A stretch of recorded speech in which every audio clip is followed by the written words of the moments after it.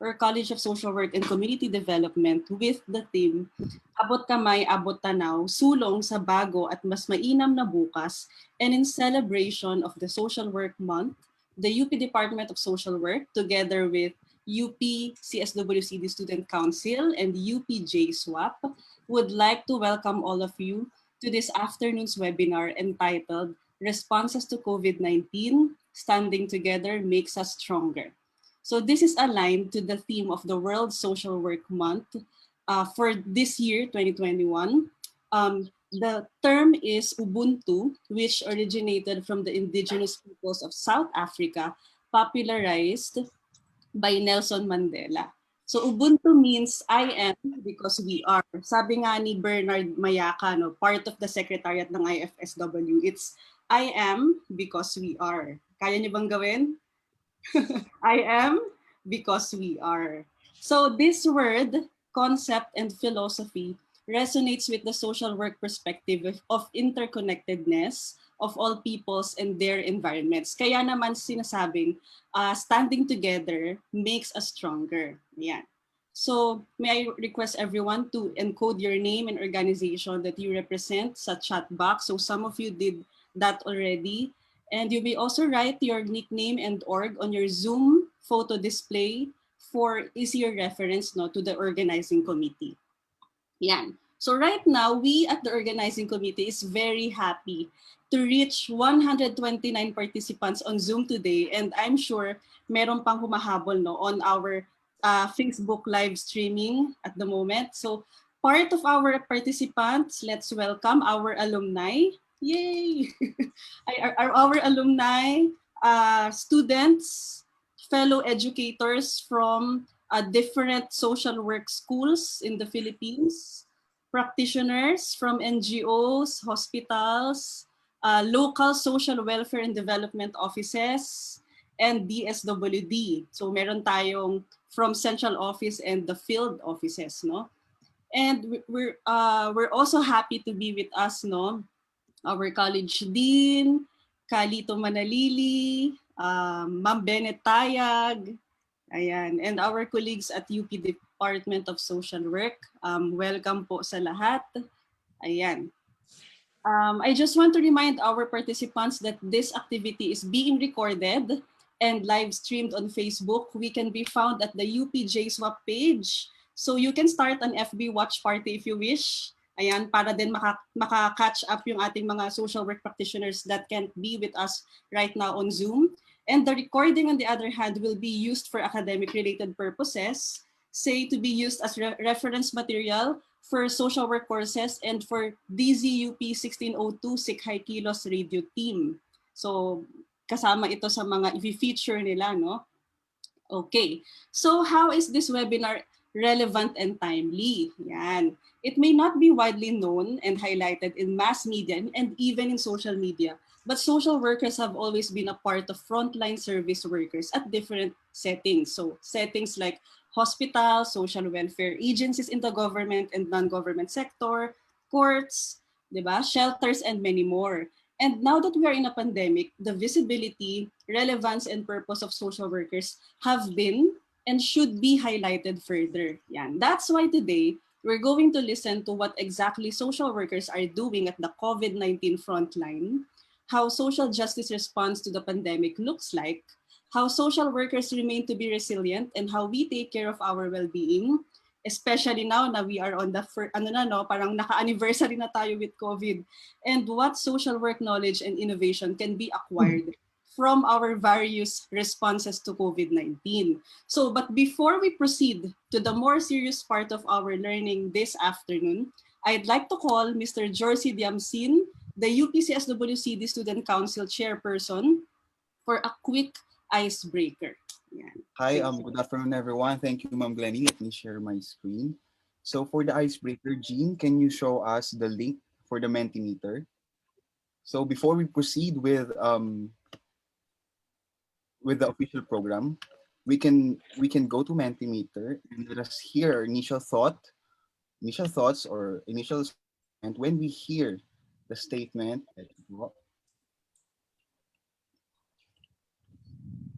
Social work in the pandemic. So you can go to Mentimeter and use the code 6284591 and magkakaroon po tayo ng word cloud dyan. So when you hear the statement social work in the pandemic, what comes into your mind po?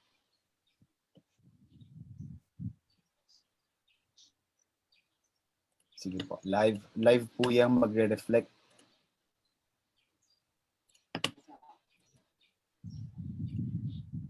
Jersey, can you see how many can access the Mentimeter?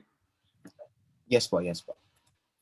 So So each participant can submit at least 2. Yan, so we have our first entry, vital, important. Keep it coming pa po. Yan.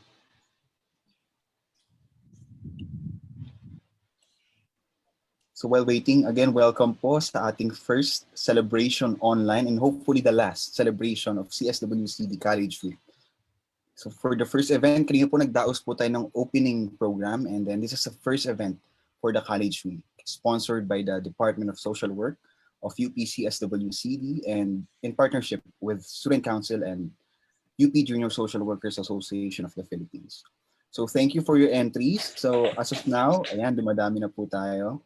Jersey, there's a question here on the chat box from Miss Rebecca Angeles. How to do it again, please?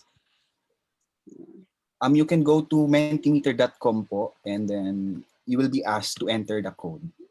Georgie, hindi kasi makat and paste yung link na Okay pinakita mo. Ilagay mo kaya sa chat box para makat and paste. Ma-click lang. You know, para rin yan. Thank you.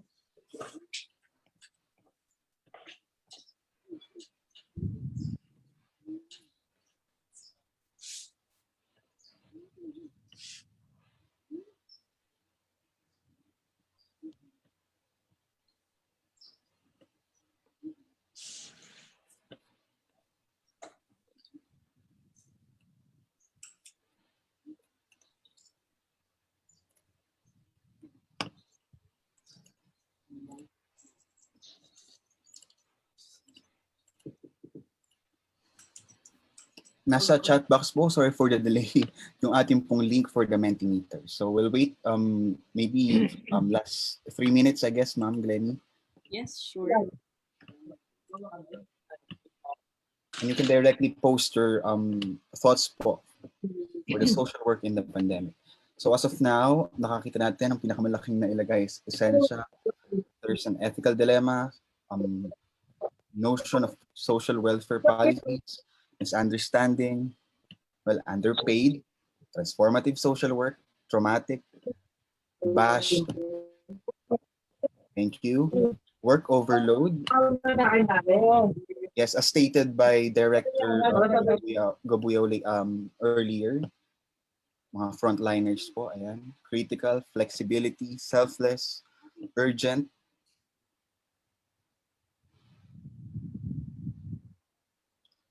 So to sum up, ano po, maraming salamat po sa mga nagbigay ng inyong thoughts sa social work in the pandemic.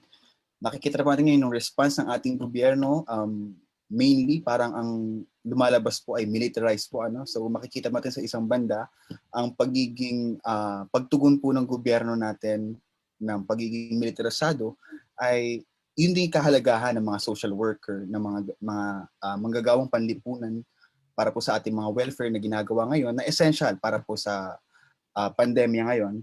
So makikita po natin yung mga nilagay nyo, yung mga kumbaga empowerment words for the social workers as well as the criticism as well as kung ano po yung mga issues na kinakaharap. For example, ang mga underpaid, kung stressful po sila, unappreciated. Ano po? So maraming salamat. We will go through this mamaya po sa ating mga speakers, resource speaker.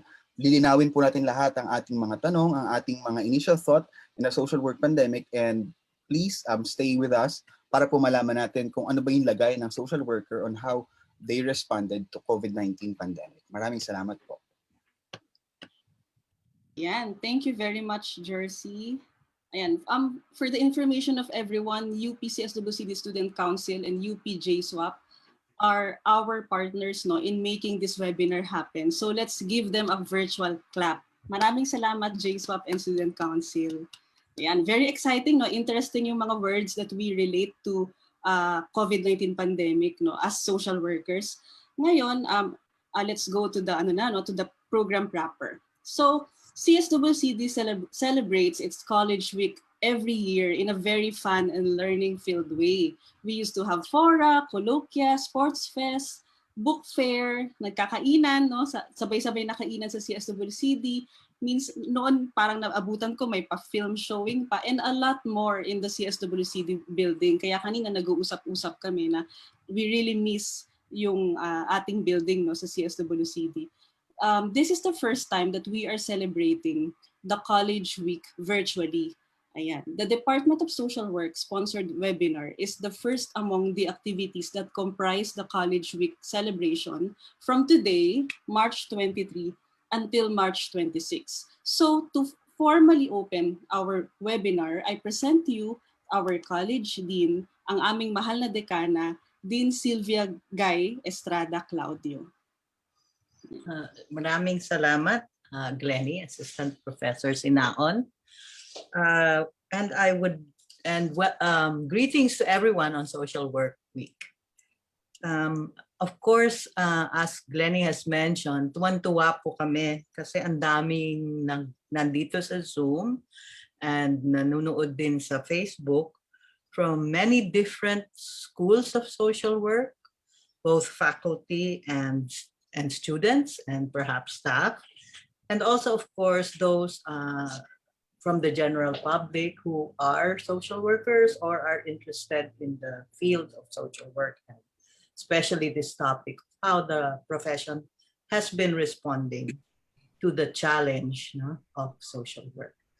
I see, for some reason, I'm glad to see ang isa sa mga haligi ng social work. I'd like to reach out and say hello to Professor Thelma Lee Mendoza.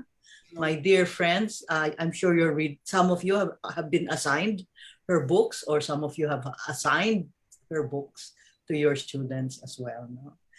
But also, syempre, I wish to thank our speakers who have kindly agreed to enlighten us this afternoon. Director Gemma B. Gabuya, thank you, ma'am. Attorney Maria Joy Karen Andraneda Filio. Kala ko pinakamahaba na yung pangalan ko. May nakatalo sa akin. I'm very happy. So thank you po, Attorney Andraneda Filio. Ms. Daisy L. Malangit, thank you. And the last speaker I won't thank because he's our host also, Dr. Justin Nicolas, who is currently our chair of the Social Work Department.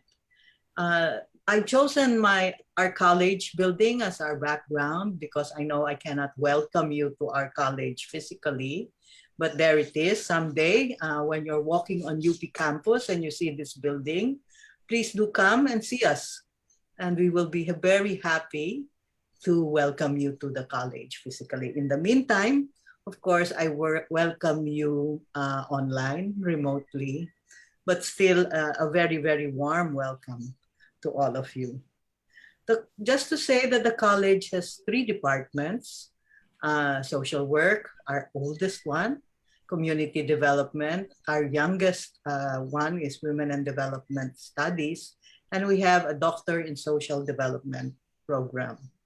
I say this because I myself am not from social work, and I've always admired the work of both our department and the profession.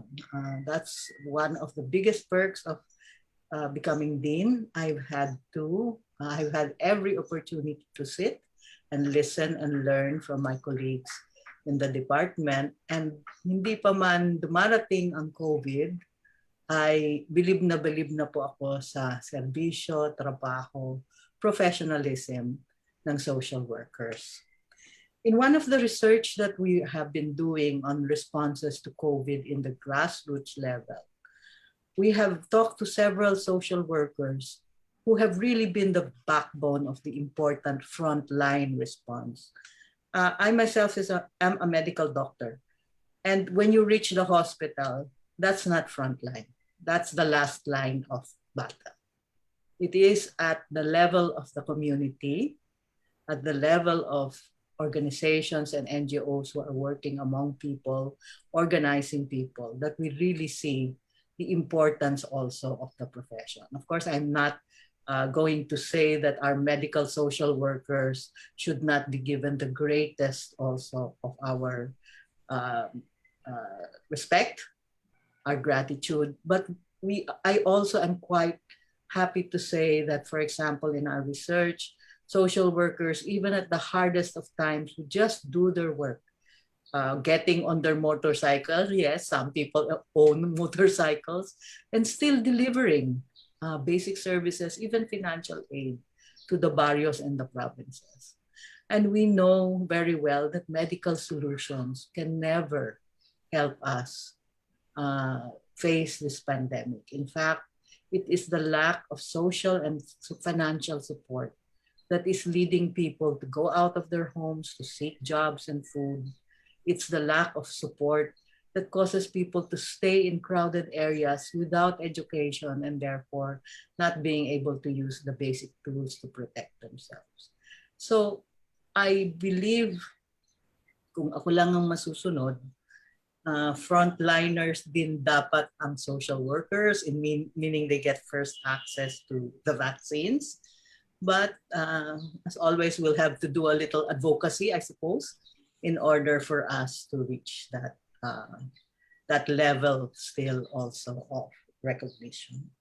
But that's all. I want to be quite short also in my welcome remarks so that we can proceed to listen to those who know more about this issue certainly than I do. Welcome again, everyone. Thank you for joining us in our College Week. There are many more activities that you can see on our website should you be interested in the other offerings for our week. Maraming salamat po. Maraming salamat po din, Guy. Thank you for recognizing the roles of social workers, especially during the COVID-19 pandemic. Thank you for uplifting po our spirits as we face itong trying times natin ngayon. Okay, so here's the flow of our webinar for this afternoon. Each speaker shall have 20 minutes to present, and then 10 minutes will be allotted for Q&A. We saw your questions from the reg forms that you submitted, and we screened them and we grouped them according to the topics. So mamaya po, I will read some of the questions. And then, but you are encouraged to write your questions on the Zoom chat box. And you may also use your audio later during the Q&A. Ayan. Again, welcome po kay Ma'am Telma Lee Mendoza. Hi, Ma'am. Thank you for being with us this afternoon. Okay, so let me introduce to you our first speaker. Our first speaker is currently the National Program Manager of the Pantawid Pamilyang Pilipino Program of the Department of Social Welfare and Development, or DSWD. Prior to this, she served as Regional Director of DSWD Region 3 from 2015 to 2019. I think I've seen some participants from DSWD FO3. Hello sa inyo.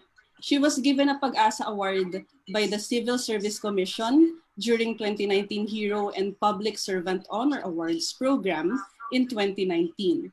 She holds a master's degree in public administration from the National College of Business and Arts and a bachelor's degree in social work from the Divine World University. She was also conferred as the second placer in the social work licensure exam in 1985. Oh, ayan, be inspired, students. Everyone, for the topic entitled Social Workers at the COVID-19 Frontline, our first speaker, Director Gemma B. Gabuya. Thank you very much, Ms. Glennie, for that very kind introduction. And of course, I would like to thank everyone and greet everyone and good afternoon. And first and foremost, I would like to thank the UP College of Social Work and Community Development. Of course, our Dean, Sylvia Estrada, and the chairperson, Dr. Justin Nicolas, for inviting me as one of the speakers in this timely and important webinar entitled Responses to COVID-19, Standing Together Makes Us Stronger. On behalf of the social workers from the Department of Social Welfare and Development, I feel honored to share with you the importance of social workers while serving at the front line at the time of the COVID-19 pandemic. The purpose of my presentation is to raise awareness about the challenges faced by the DSWD and of course the social workers and derive lessons that would further enrich social work practice in the country. Next slide, please. Since the start of the pandemic a year ago, we are witnessing the negative impacts of COVID-19 primarily on health and its effects to social and economic aspects in our society. To cite a few, on education, the national enrollment data from the Department of Education shows that the total number of enrollees per school year 2020-2021 has reduced by 27.3% relative to the previous school year.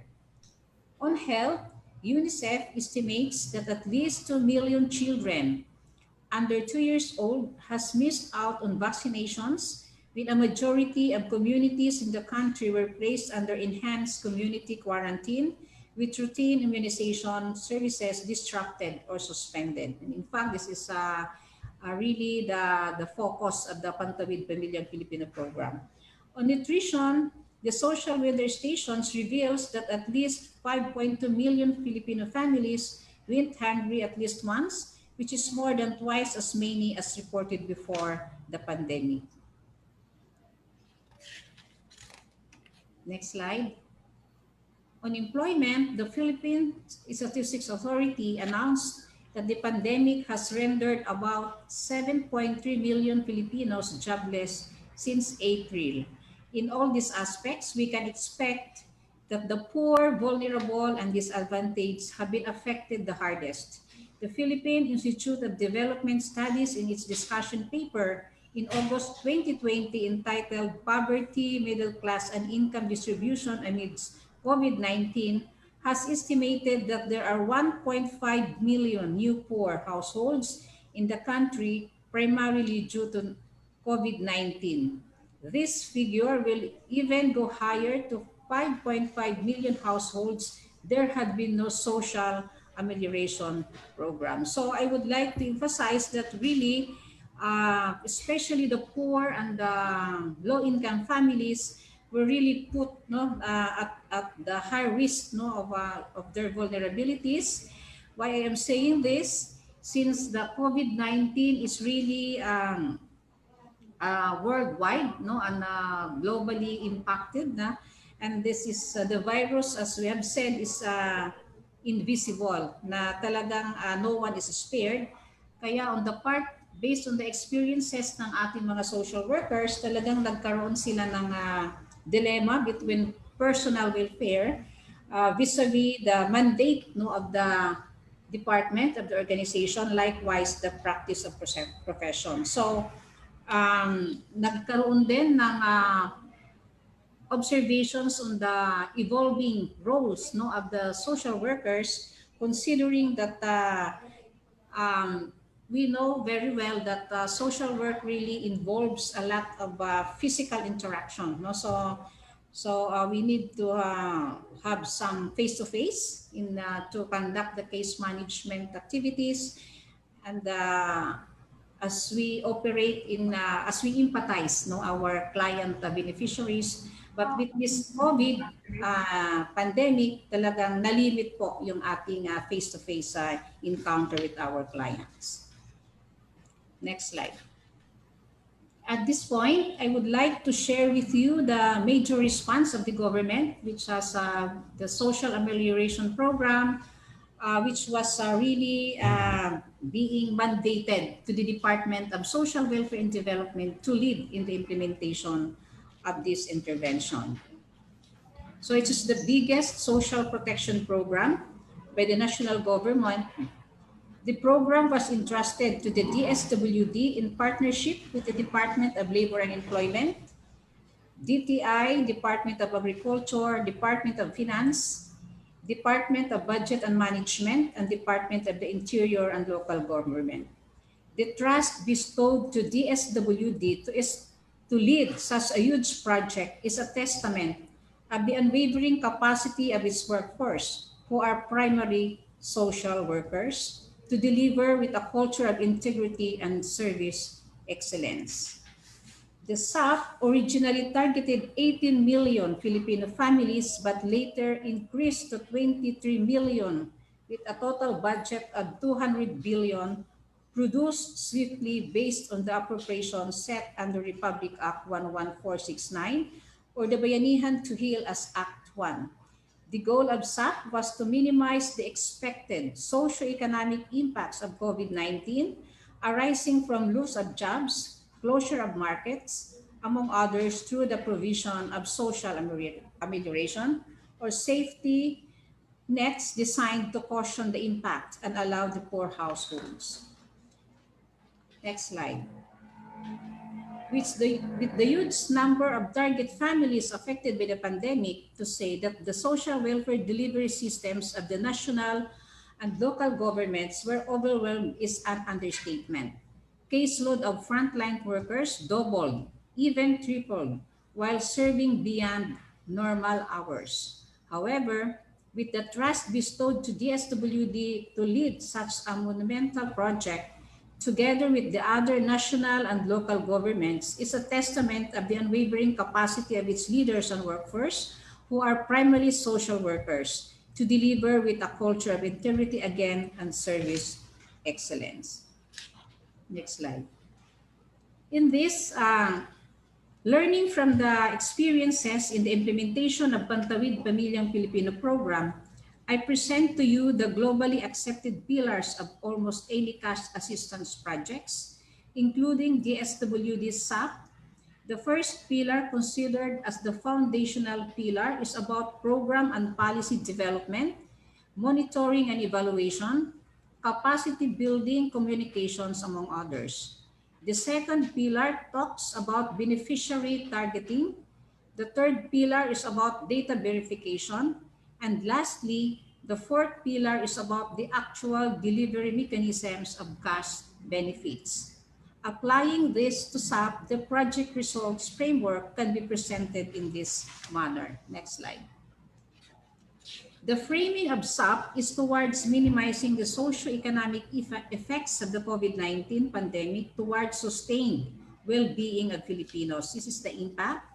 It's specifically aimed to sustain the basic needs of low-income families and an additional income support outcomes through the provision of social amelioration or safety nets, which is the output, so that low-income families are able to tide over the economic shocks brought by the COVID-19 lockdowns. DSWD specifically had provided the cash assistance in three modalities: emergency subsidies to 18 million low-income families, livelihood assistance grant, and through the DSWD programs that are already existing, such as the cash assistance to individuals in crisis situations, provision of food and non-food items, among others.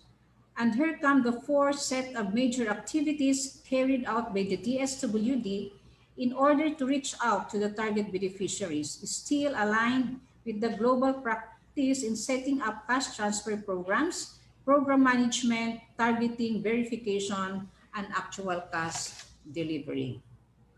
Next slide.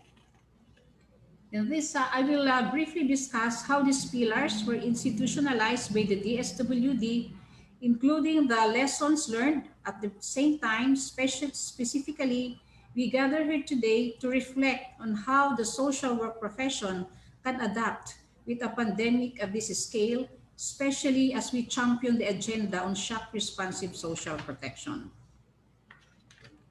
Next slide. In essence, the DSWD, particularly the Pantawid Pamilyang Filipino program, developed this pagbangon framework as a new normal. This, it Pagbangon means rising, no?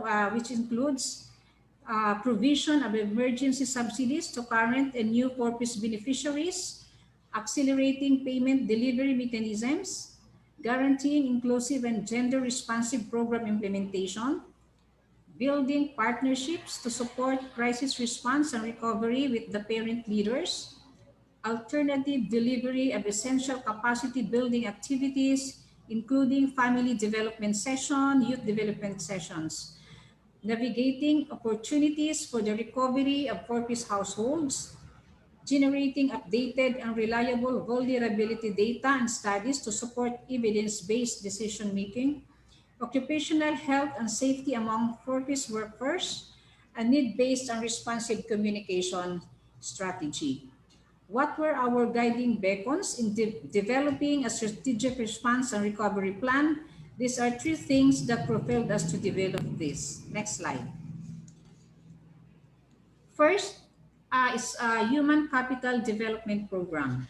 It is producing positive impacts on education, health, and nutrition, the core tenets of human capital coupled with other support interventions. During a crisis, it is more important to keep the poor children educated, healthy, and most especially nurtured by positive family relationships that leads and sustains their well-being. It is there incumbent on the government to continue the delivery of critical services. Next slide. Second, the direction, therefore, is alternative mode of delivering social protection. Instead of suspending our frontline services, we are innovating to ensure an uninterrupted social protection in line with the government's shift digital delivery of social protection, but at the same time limiting the exposure of frontline workers to possible infection. Our family development sessions and case management, usually done physically, are now shifting towards electronic platforms. We are happy to share with you that we have introduced the electronic family development session on air, and other reforms to make sure uninterrupted service delivery, especially during a crisis. Our case management shall also shift from physical methods to digital platforms. Third, the pagbangon will operationalize policy review, structural reforms, and re-engineering of our ICT systems, all needed to realize the alternative mode of delivering social protection programs and services. We are now back to the drawing boards with the different government agencies in converging different government programs and services, including the digitization and integration of ICT systems of different agencies to jumpstart long-term recovery among the poor households affected by the pandemic. These are humble testaments that how the social work practice has evolved and still evolving. This is also a gentle manifestation of how social workers are not only creative but also discerning of much large issues, able to develop long-term response and recovery measures that put the best interest of the ones we serve and also the ones who serve. Next slide. On the next pillar that talks about targeting and profiling of beneficiaries, it is noteworthy to share with everyone that DSWD up to this time is maintaining the listahanan, short for listahan ng mga pamilyang nangangailangan, or the database of poor households nationwide. The listahanan was used by the local government units in identifying poor household beneficiaries. Next slide. However, without any definitive inclusive list that captures not just the poor households, but also those that are just above the poverty threshold and are still very vulnerable to shocks and disasters, generally called lower middle class, DSWD has to set up a mechanism to immediately identify and locate these target families involving the local government units and other stakeholders. By distributing the Social Amelioration Card or SAC forms, Our frontliner workers, both from the DSWD and LGUs, work hand in hand in identifying who the low-income households, relying on but a thorough professional judgment, knowing that government assistance is desperately needed by most of the clients. So I think this is one of the challenges during the SAP implementation, that the government has no really database for the low-income families. But for the poor families, I have said we had the listahanan, but for the low-income families, that's why we had a lot of problems and challenges in the implementation of the SAP program. Next slide. On the verification of identities, or making sure that those in the list are correct and properly profiled, while this was partially fulfilled during the targeting of beneficiaries, the highly coveted Philippine National ID System on PhilSys, which is designed to provide a valid identity to each Filipino aged 5 years and up with high level of assurance, eliminate identity fraud, and strengthen integrity of functional identification registries, was not yet usable at that time. While DSWD is known in the government for having highly developed ICT systems in place, it was also overwhelmed with deduplication activities. Just to ensure a list with a stronger integrity, using its in-house algorithms and systems that are already in place even before the pandemic. It is good to know, however, that the PhilSys is already phasing up its calendar. Next slide. And finally, on the delivery of payments or the SAP emergency subsidies, it is good that the DSWD is recognized as the agency with an established payment delivery network, especially for PORPIS. About 9 out of 10 PORPIS beneficiaries are already claiming the cash grants via digital platforms through Land Bank cash cards, even before the pandemic came. Having cash cards allows PORPIS beneficiaries to withdraw their cash transfers anytime they plan to, without lining up at land bank servicing. The PORPIS cards can also be used in purchasing food and grocery items, medicines, and other essentials, just swiping their cards in grocery stores, pharmacies with point-of-sale terminals. Most importantly, it is the most efficient means in delivering cash transfer that can cover about 2 million households in a day. As expected, the SAP emergency subsidy was efficiently credited to the accounts of PORPIS beneficiaries, and they were the first to receive the much needed social assistance. Next slide. But the biggest challenge was with the non-PORPIS households, as they have to rely on off-site payments in gymnasiums, schools, and other open spaces and venues provided by the local government units, and in long lines that are just to receive their cash subsidies. Not every Filipino therefore has a bank account, and it was indeed a big challenge. As stated in the 27th Financial Inclusion Survey by the Bangko Sentral ng Pilipinas, only an estimated 15.8 million adult Filipinos, or 22.6%, have bank accounts, while an approximate 52.8 million, or 77.4% remain unbanked. Next slide. As a solution, DSWD partnered with the financial service providers to make the distribution of SAP emergency subsidies more efficient and digital, to minimize person-to-person contact between the disbursing officers of the DSWD and the beneficiaries. In June 2020, DSWD has successfully entered into a multilateral memorandum of agreement with the Land Bank of the Philippines and the financial service providers. Ito po yung GCash, Rizal Commercial Banking Corporation, Robinsons Bank, Union Bank, PayMaya, and StarPay, to distribute the second tranche of SAP 2, Pambayanihan 1. Recipients only need to bring their registered mobile phones and present their beneficiary reference number along with the accomplished SAC form and a valid ID. This effectively expanded further the breadth of social welfare delivery systems, as it now involves the financial service providers.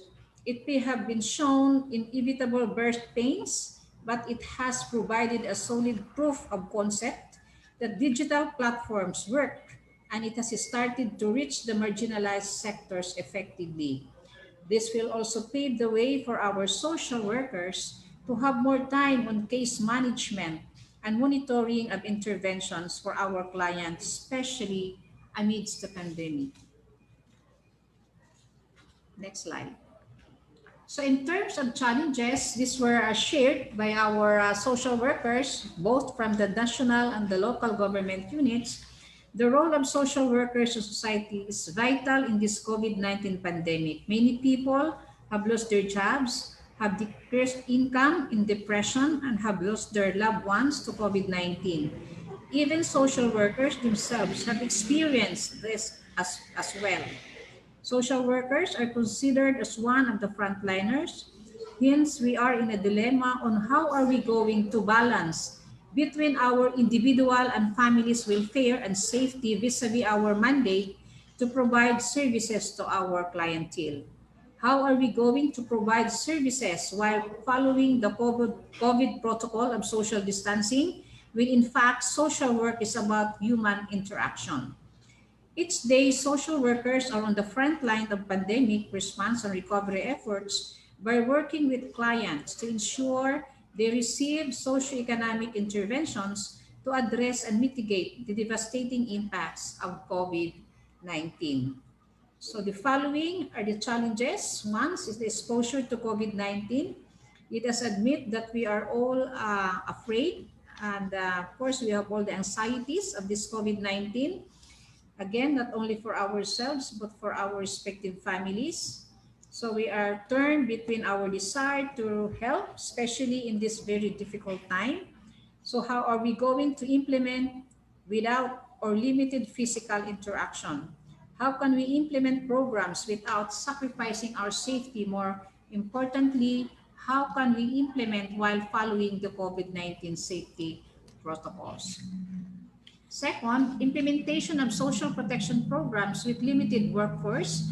Despite this pandemic, our targets or deliverables are the same, and we also need to implement the social amelioration program and other projects to respond to this pandemic.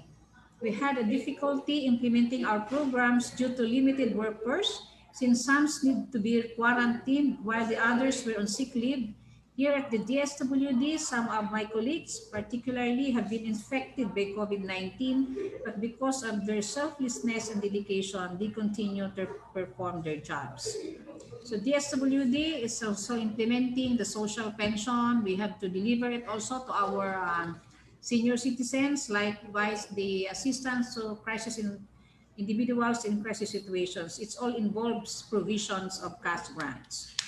Number three is increased public expectation from social workers to provide them with immediate financial assistance and political interference. Since many people were really affected by pandemic financially, they expect social workers to provide them with immediate financial assistance. It seems that we are losing the purpose of the social work profession because of this. So maraming nagsasabi na ang social work na ngayon ay payout or ATMs among others. So this is the image no, that has been exposed. No? Four is integrating ICT in the social work practice. The social workers are coping up on how to integrate ICT in our practice. How are we going to do this without losing human interaction? And next is difficulty in multitasking and adjusting in the work from home arrangement. Due to the many pressing needs of our clientele and increased job expectations, we are all doing multitasking. Also, majority of us on work from home arrangement wherein our work hours is endless while attending to the needs of our families. There is no work-life balance. As a result, some social workers are experiencing burnout and compassion fatigue. Next slide. So, I would like just to share with you that ito po yung nakita naming good practice, no, particularly for the Pantawid Pamilyang Pilipino program. We have established a group chat for parents groups using media platform. It enabled our social workers to inquire about the condition of the clients real time through this group chat. So the social workers can really communicate with them easily. Next slide. So in terms of recommendations, we recommend the following to determine new social work methodologies that will enable the practice of profession without or limited human interaction, revisit the social work profession in the new normal, maximize the use of ICT in the social work practice and digital shift, and provide support services to social workers such as the conduct of brown bag sessions, kumustahan session, self-care, no, and stress debriefing. Next slide. To this end, I would like to enjoin all my colleagues in the profession to continuously invest time on our professional development that is adaptive to the new normal. Much is yet to be done. As social workers, we have witnessed and experienced countless times how crisis situations like this present new opportunities to rebuild better, more inclusive, and more stable families and communities. This crisis is no exception. Our role as social workers is to bring to attention the medium to long-term social solutions. Social workers who espouse a vision beyond the crisis, a vision where our social delivery systems can actively eradicate the conditions that have led to disorders that develop and explode in the context of poverty and social injustices.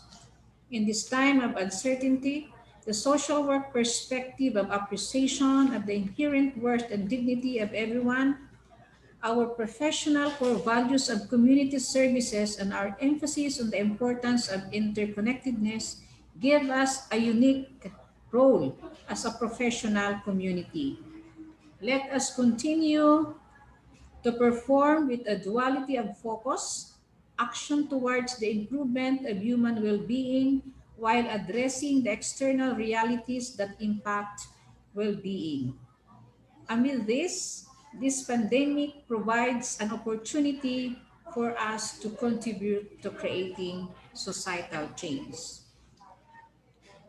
So in closing, I would like to echo a statement from South African leader Nelson Mandela. In this new century, millions of people in the world's poorest countries remain imprisoned, enslaved, and in chains.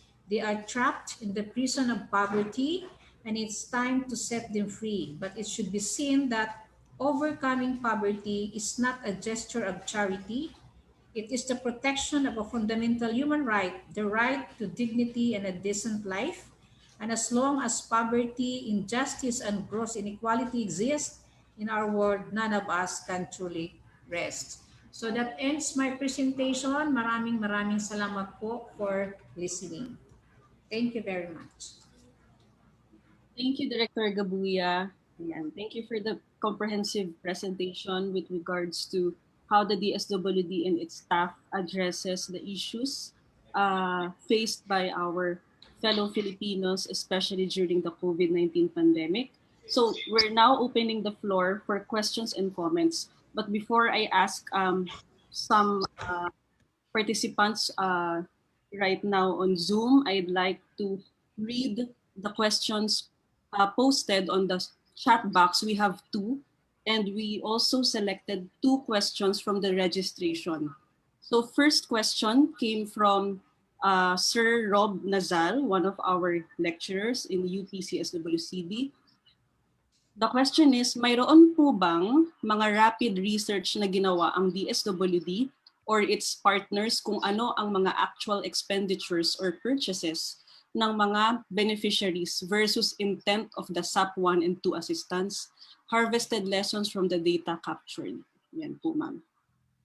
Okay, so research on where did the grants kung paano nila ginastos? Yes po. Yeah.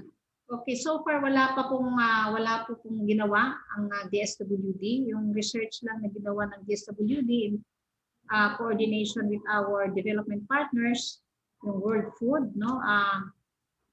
It's more on the effects of the COVID-19 to our low income or poor families. So I hope that answers the question, Sir Rob. So wala pa po, no? Wala pa po. Alright. Sige po. Another question that we harvested from our chat box here on Zoom from John Patrick Padios. Hi, question lang po. Since during the pandemic, madami po tayong napapanood na nabigyan ng SAP. Pero pinangsugal or droga lang. Tingin niyo po ba may pananagutan ang mga social work po doon? Since na mga kapwa po nating social workers ang nag-validate sa particular na taong yon para mabigyan ng cash assistance. Curious lang po, di ko po intensyon na mang-offend. Okay. So, actually, we have some reports received on that, particularly in NCR. These are the 4 Ps, beneficiaries, and mayroon naman pong policies or guidelines in DSWD. In fact, we updated that guidelines, and of course we cascaded that to our field offices. Ito yung removal. In fact, it's removal of persistently clients who are with misbehavior. It's a long title. So it's about using their grants to gambling, drugs, etc. Meron po kaming proseso na sinusunod. Kung talagang persistent na itong mga kliyente na to, talagang we have to really remove them from the program. Alam nila yon, no? So mayroon silang oath of commitment, no? Ang ating mga pantawid beneficiaries, mayroon silang oath of commitment na talagang pag nagawa nila ito, talagang they know that they should be removed from the program. Although there is of course may case management procedures man, may processes na susundin. Thank you. Yes, thank you, Ma'am Gemma. Ma'am, to emphasize lang po yung follow-up question niya, sabi niya, tingin niyo po ba may pananagutan ang mga social workers po doon? Wala naman po kasi when they were identified, sabihin they are qualified as a recipient of the program.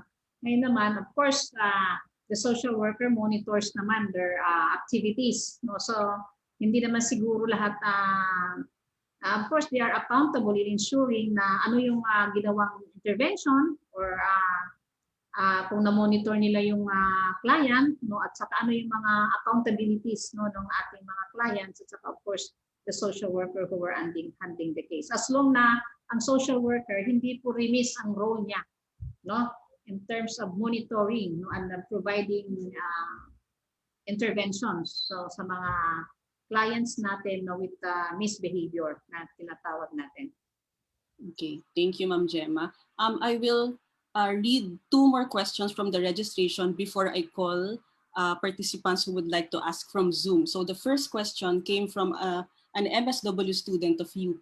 Ito po, Ma'am, ang tanong. Bukod sa pandemya na kinakaharap, ang pangyayari kay Ginoong Justin Charles Acad, social worker at empleyado ng NCR, DSWD, ay nagdulot din ng panibagong takot hindi lamang sa manggagawang panlipunan kundi maging sa iba pang empleyado ng DSWD. Sa inyo pong palagay, paano nararapat na harapin ng ahensya, partikular ng EXECOM, na masiguro ang kaligtasan ng bawat social worker?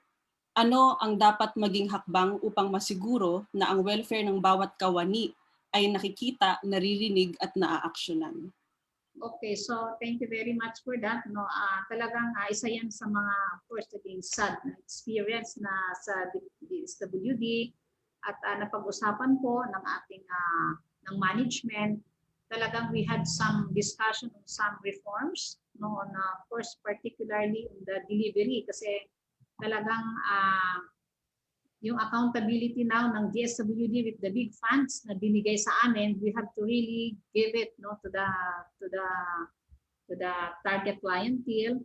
So now we are really partnering, no, yung ating mga partnering with our law enforcement officers or the Armed Forces of the Philippines, so for during payouts na ma-ensure lang na ma-secure yung ating mga social workers or other staff, no, na doing payouts.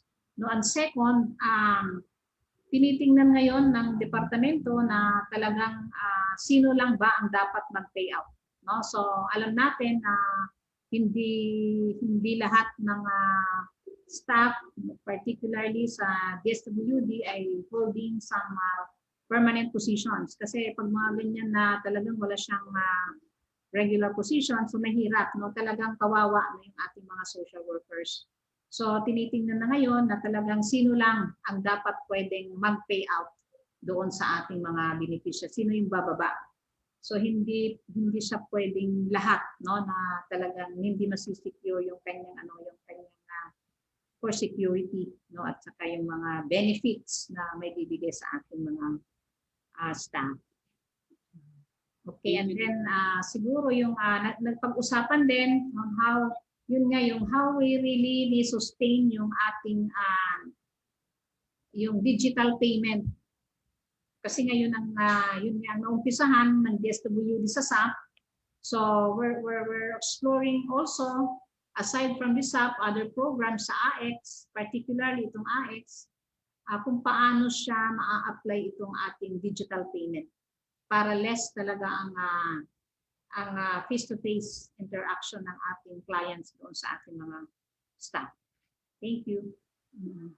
Thank you, ma'am. And last question from the registration. This question came from Associate Professor Yolanda Ildama. What is the stand of DSWD on the punitive and militarized response to violators of health protocols in urban poor communities? So ano yun?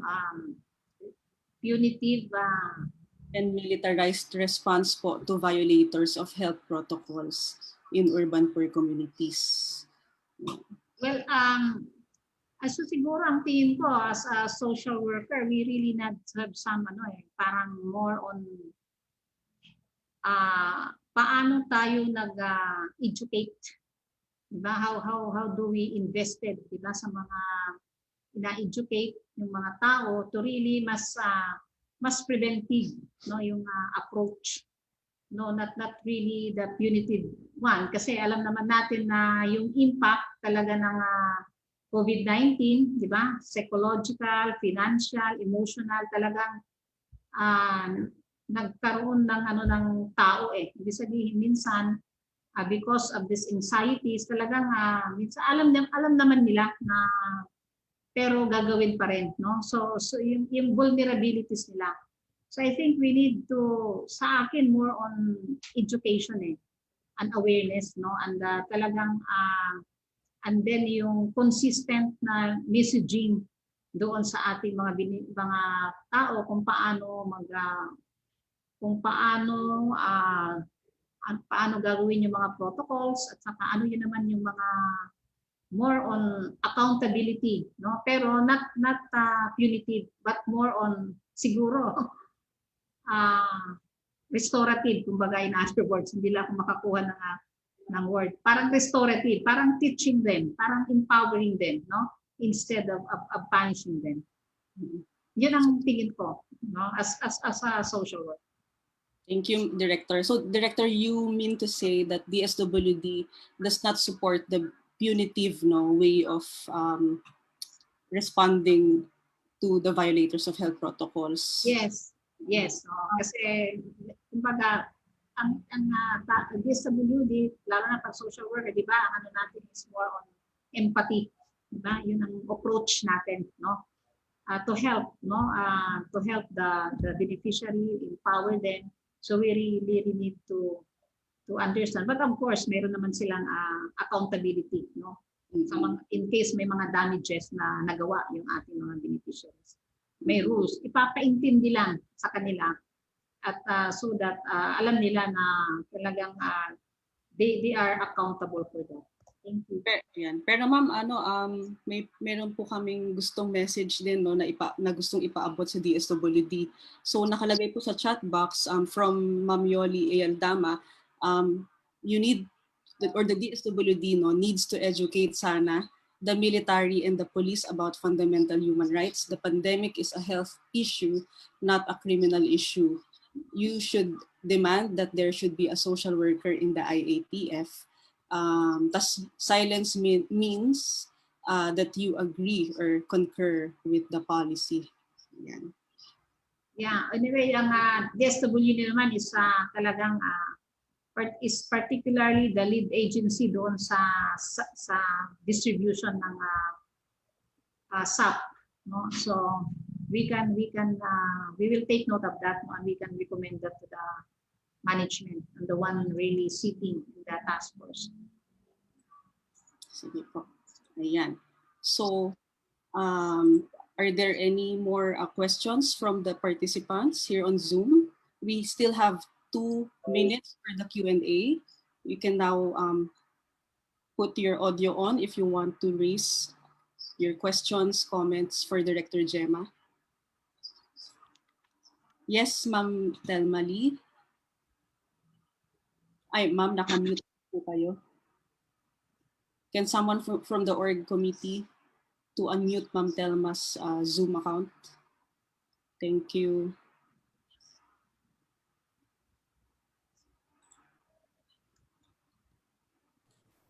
How is that? Okay? Yes, Ma'am. We can. Yeah, okay. All right. Well, Director Gabuya, unang-una. Good afternoon po, ma'am. I congratulate the DSWD as the lead implementing agency for that SAP. It is really a very, very good compliment, I think, for all the good work the DSWD is doing. Kaya lang gusto ko banggitin lang kanina yung sinabi ni Dean Claudio, bakit hindi kayo tinatanggap fully as frontliners? When you presented all the work, all the challenges to social workers, kayo ang nasa field. You're right there in the mainstream, hindi ba? Maski before pa the COVID pandemic happened, talaga ang mga social workers nandiyan dyan. So I would want to ask you for your thoughts about the point that social workers are not considered frontliners. Pag pinag-uusapan ng COVID, ang frontliners na considered yung mga medical personnel, janitor kasama, yung mga naglilinis, pero bakit ang mga social workers ay hindi kasama sa frontliner? Pero medyo kulang ang time. So meron na rin akong itatanong. Pwede, Ms. Sinaon, Professor Sinaon, tuloy-tuloy ko na yung tanong ko? Yes, ma'am. Okay lang. Okay. Actually, before the pandemic happened, marami na ang perception sa social work ay dole out. All right? And I think, and I'm sure you will agree, that the development of the 4-piece program, nagdagdagan yung perception ng madla na ang social work ang talagang trabaho nagbibigay ng material na tulong, right? In man-made or natural disasters. Ngayon, pumasok ang pandemic, lalong lumala yung ganong perception. On the other hand, you are also saying that case management is the bedrock of all interventions. And in social work, when we speak of case management, we're not talking only of one problem. So COVID is only one problem for a family. The head of the family might be in the hospital because of the COVID problem, because of the virus. However, in the implementation of the COVID program, in the implementation of the 4-piece program, makikita ng social workers marahil na maraming ibang problema ang pamilya. Yung sa problema ng ama na COVID, nasa hospital yun o kung saan man siya naroon ng ginagamot. Ngunit yung pamilya niya may problema na mga iba't iba pa. Okay? It could be violence in the household. It could be relationship problems. It could be problems with emotionally disturbed child, etc. So how do you envision you or your staff? Have you ever discussed this and thought of recommendations on how to do case management as social workers, because social work is really direct service, face-to-face problem solving with people, hindi ba? And may ibang problema, hindi lang naman COVID ang sa isang pamilya. So how do you do case management? And nabanggit mo din yung electronic, what is the electronic case management? Social case management. How have you ever given thought really to the implementation of electronic case management? Ako ay, as a social worker, until now, I still think of myself as a social worker. I've been an educator, a practitioner. Paano ko ba gagawin yung electronic case management? Because social work is essentially face-to-face problem solving with people, whether you're working with individuals, families, or in groups, or as an entire barangay. Paano mo gagawin? Hindi ba magiging problema din yung online home from work on the part of the social worker? In the same way na ngayon, yung online teaching, yung distance learning ng mga bata, laking problema, hindi talaga naggagawa yung gustong gawin. Napakaganda ng vision, nagaganda ng mga plano, mahirap talaga gawin. Unang-una, yun sa mga probinsya, nandiyan ang pinakamaraming recipients of 4Ps, hindi ba? Karamihan naman ng pamilya dyan, wala naman ng mga electronic appliances na magagawa ng social worker yung kanyang online electronic case management. So yun, yung tanong. Tapos mamaya papayagan nyo kung meron pa akong dalawang tanong. Maiksi lang. Ito lang ang mahaba, Director Gabuya. Okay lang, ma'am. Okay.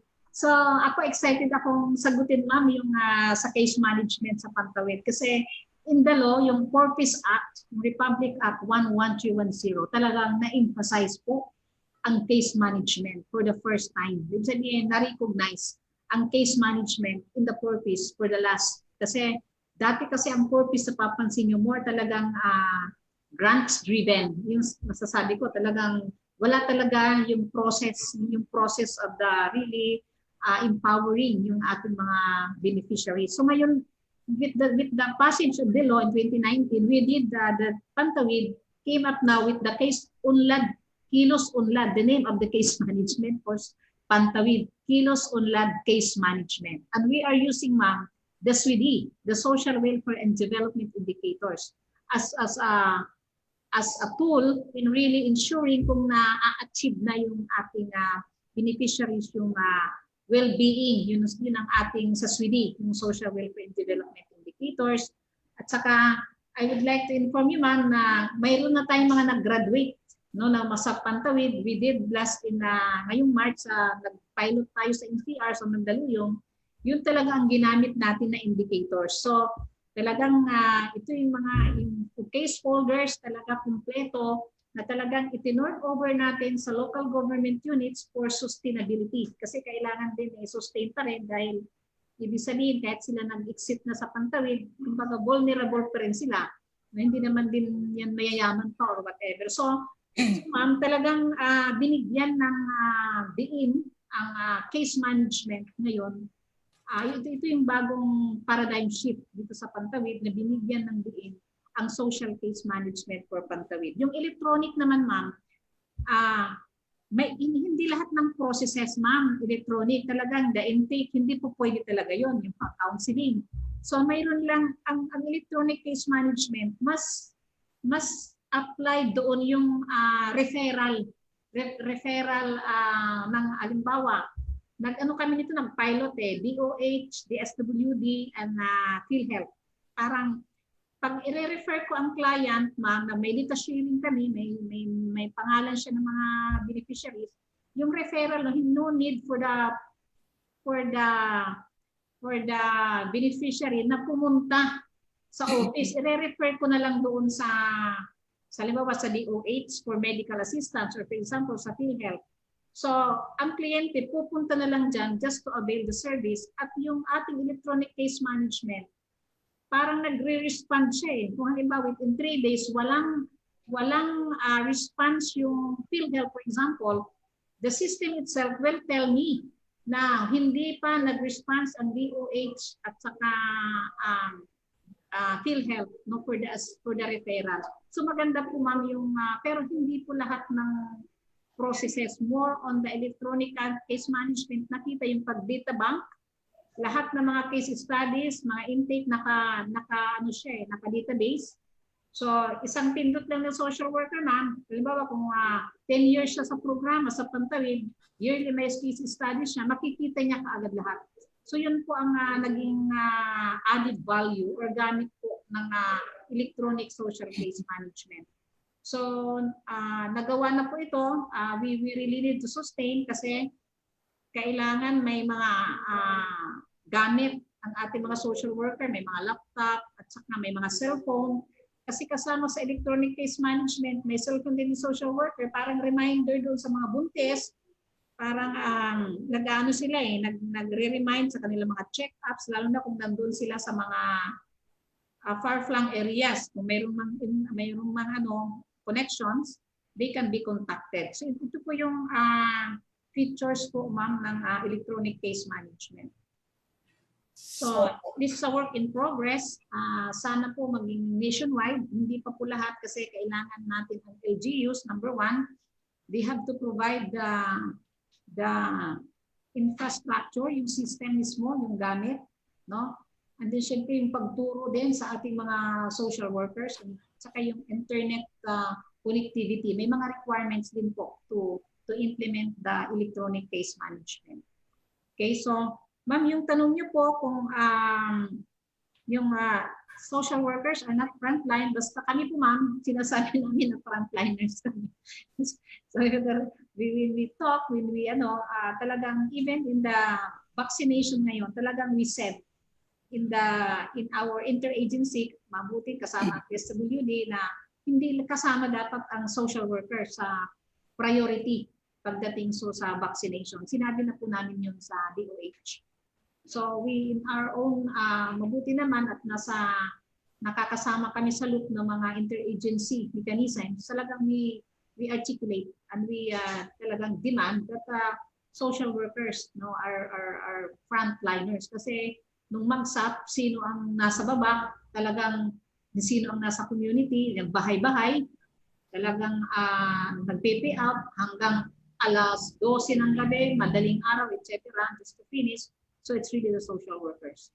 Nakita naman po yan ng public, no, kung sino po yung mga naging visible na mga staff or professionals sa ground. Thank you po, ma'am. So siguro a little reaction lang, Professor Sinaon, okay lang. I think okay yun. I think we all know social workers are frontliners. Absolutely no doubt about that. Ang concern ko lang kasi, how about the benefits, the protection that should be given to social workers like all other frontliners? Should we find ways by which social workers can be given recognition as frontliners and then just accept? Kasi kung minsan social workers ang babait tinatanggap lang natin yung gano'n, yun we always think of service. We do not want to think of the self also as entitled, to this protection and benefits as other frontliners are getting. Okay? Tapos I think, am I reading you correctly that whatever efforts are done to do online case electronic case management, ma'am. May limitations talaga at talagang hindi mo maisasagawa yung talagang ginagawa ng social workers relating to the social functioning of clients that involve processes. Hindi ba? May proseso yan hindi ba? Nabanggit pa yung counseling, totoo yun. So ang nangyayari yung mga, kung baga check lang, na-refer ko na, nabigyan ito, nahinga na doon, ganun na lang. Pero yung proseso ng pagtulong, this really is what case management is all about. All areas of problems of a family will have to be looked into. Hindi ba? So yun lang siguro. Then yung talagang, tatapusin ko short lang, alam ko that limited ang time. Are you aware, Director Gabriel, that there are areas in the country where I understand staff of local government are getting commissions from the 40s being cash, ano what they call it? The cash money that's given to clients. Di ba nag-ATM yata sila? Merong nagsabi sa akin and my source is very reliable because I have people from Bicol. Okay, I'm from Sorsogon and my kasambahays are from there. And sinasabi nila sa akin na humihingi ng komisyon ang some staff ng local government kapag tumatanggap ng recipients ng cash. That's my one question. The other question I have, the last one, are you also aware that there are schools who do not allow the admission of applicants for college except for certain selected courses? In other words, yung anak ko, recipient kami ng 4Ps, gustong mag-aral ng anak ko ng law, o gustong mag-aral ng nursing, or even medicine, maski nag-graduate pa siya ng valedictorian, hindi daw pwede. Matatanggap lang sa social work o sa education. BSE lang or BSSW. I think this has to be looked into because this is a form of discrimination against a particular group. So I'm calling your attention to that, and maybe you need to look into it because, you know, it's a violation of human rights, right? Yeah. I have the right to pursue what I want to pursue in college, and no school will dictate to me that I can only take social work or education. Yun lang. I stop there. Yes. Okay. Thank you, ma'am. Yung sa number 1, yung talagang there are really cases reported to us. Ito po yung talagang may komisyon, yung nangihingi ang komisyon. Hindi lang naman ito komisyon. In fact, may mga reports na natatanggap namin. Every time na may payout, talagang ang mga maraming reports pa dito, talagang may nanghihingi daw yung social worker, nagpa-party or whatever, nagpapabili ng pagkain doon sa ating mga beneficiaries. So we have policies on this. We have grievances hanggang po sa munisipyo, at may accountability po ang ating mga social workers who are doing that. They go through, meron tayong nakalimutan ko lamang yung program, yung integrity about the purpose mismo, purpose staff who are really doing this. So mayroon kaming programa on that kasi nakita namin na yun ay talagang na encounter ng mga issues ng mga staff mismo who are doing that. Gaboya pa rin yan. Okay. Tapos pangalawa po, ma'am, yung schools po, thank you for bringing that to our attention. So we will check on this. Pero ngayon po, Hindi po nagpapalita. Ngayon po yung sa let passers, yung mga anak ng mga 4Ps na teachers na po, ma'am, sinasubmit talaga namin sa DepEd para ma-prioritize at para ma-hire. Yun po ang mayroon kami mechanism ngayon, yung sa mga teachers na mga anak ng mga 4Ps. Pero the other profession, mga doctors, so wala pa po kaming ganong mechanism. So siguro po, we will take note of this na kung ano po yung mga scores. Andyan naman po ang ating CHED, part siya ng ating National Technical Working Group ng ating Pantawid Pamilyang Pilipino Program, Advisory, National Advisory Council. We will share this information, we will raise this information to them para makatulong po kung paano ma-prevent yung discrimination. Thank you po. All right. Thank you very much, Director Gemma. Thank you for those who raised their questions and comments. We might address the other questions and comments later. Maybe it can be addressed by our next speakers. So, panghuli na lang, Ma'am Director Gemma, ano na lang daw po, sana i-advocate daw ng DSWD na dagdagan ang mga social workers given the imbalance between the wide range of work and the current number of direct social workers. Yan. Kasi this has big impact on the quality of service and also on the welfare of the social workers in the field. Ayan. So thank you very much po, Director Gemma. Thank you rin po. Alright, okay. Sige po. Ang nice, no? Ang daming pwedeng talagang pag-usapan for this afternoon. So, banggitin ko lang na we have a total of 172 participants here on Zoom. And then we have 72 watchers sa ating FB Live. Ayan. I also would like to acknowledge the presence of our retired professors in UP, Ma'am Cora Veneracion. Hi, Ma'am Cora. And Ma'am Bennett Tayag. Hello, Ma'am Bennett again. All right, sige. So now we're on the next topic. Okay, so let me introduce our second speaker. Our second speaker is currently a public attorney 3, assigned at the Legal Research Service of the Public Attorney's Office, Central Office, designated as Vice Chairperson of PAO Gender and Development Committee, among others, and a senior lecturer at the University of the Philippines, Diliman, CSWCD, handling courses on social work and social welfare laws, SW 134 in the undergrad, and social welfare in the law, or 251 for the graduate level. She passed the 2011 Philippine Bar examinations and obtained Juris Doctor degree from the Ateneo de Manila School of Law, where she was granted and was distinguished as the first full scholar of the Ateneo Law Alumni Association Incorporated. She graduated as cum laude from the BS Social Work program at CSWCD and passed the Social Work Licensure exam in 2006. Everyone, for the topic Social Justice, Response to the Pandemic, here's Attorney Maria Joy Karen Andraneda Filio. Hello. Hi, okay. Good afternoon, no, sa lahat ng tagapakinig dito sa Zoom meeting at din yun sa FB Live. Magandang hapon din sa mga organisador o yung ating mga tagapamuno ng CSWCD, mga former professors ko sa social work, at lahat ho ng guest sa talakayang ito. Next slide, please.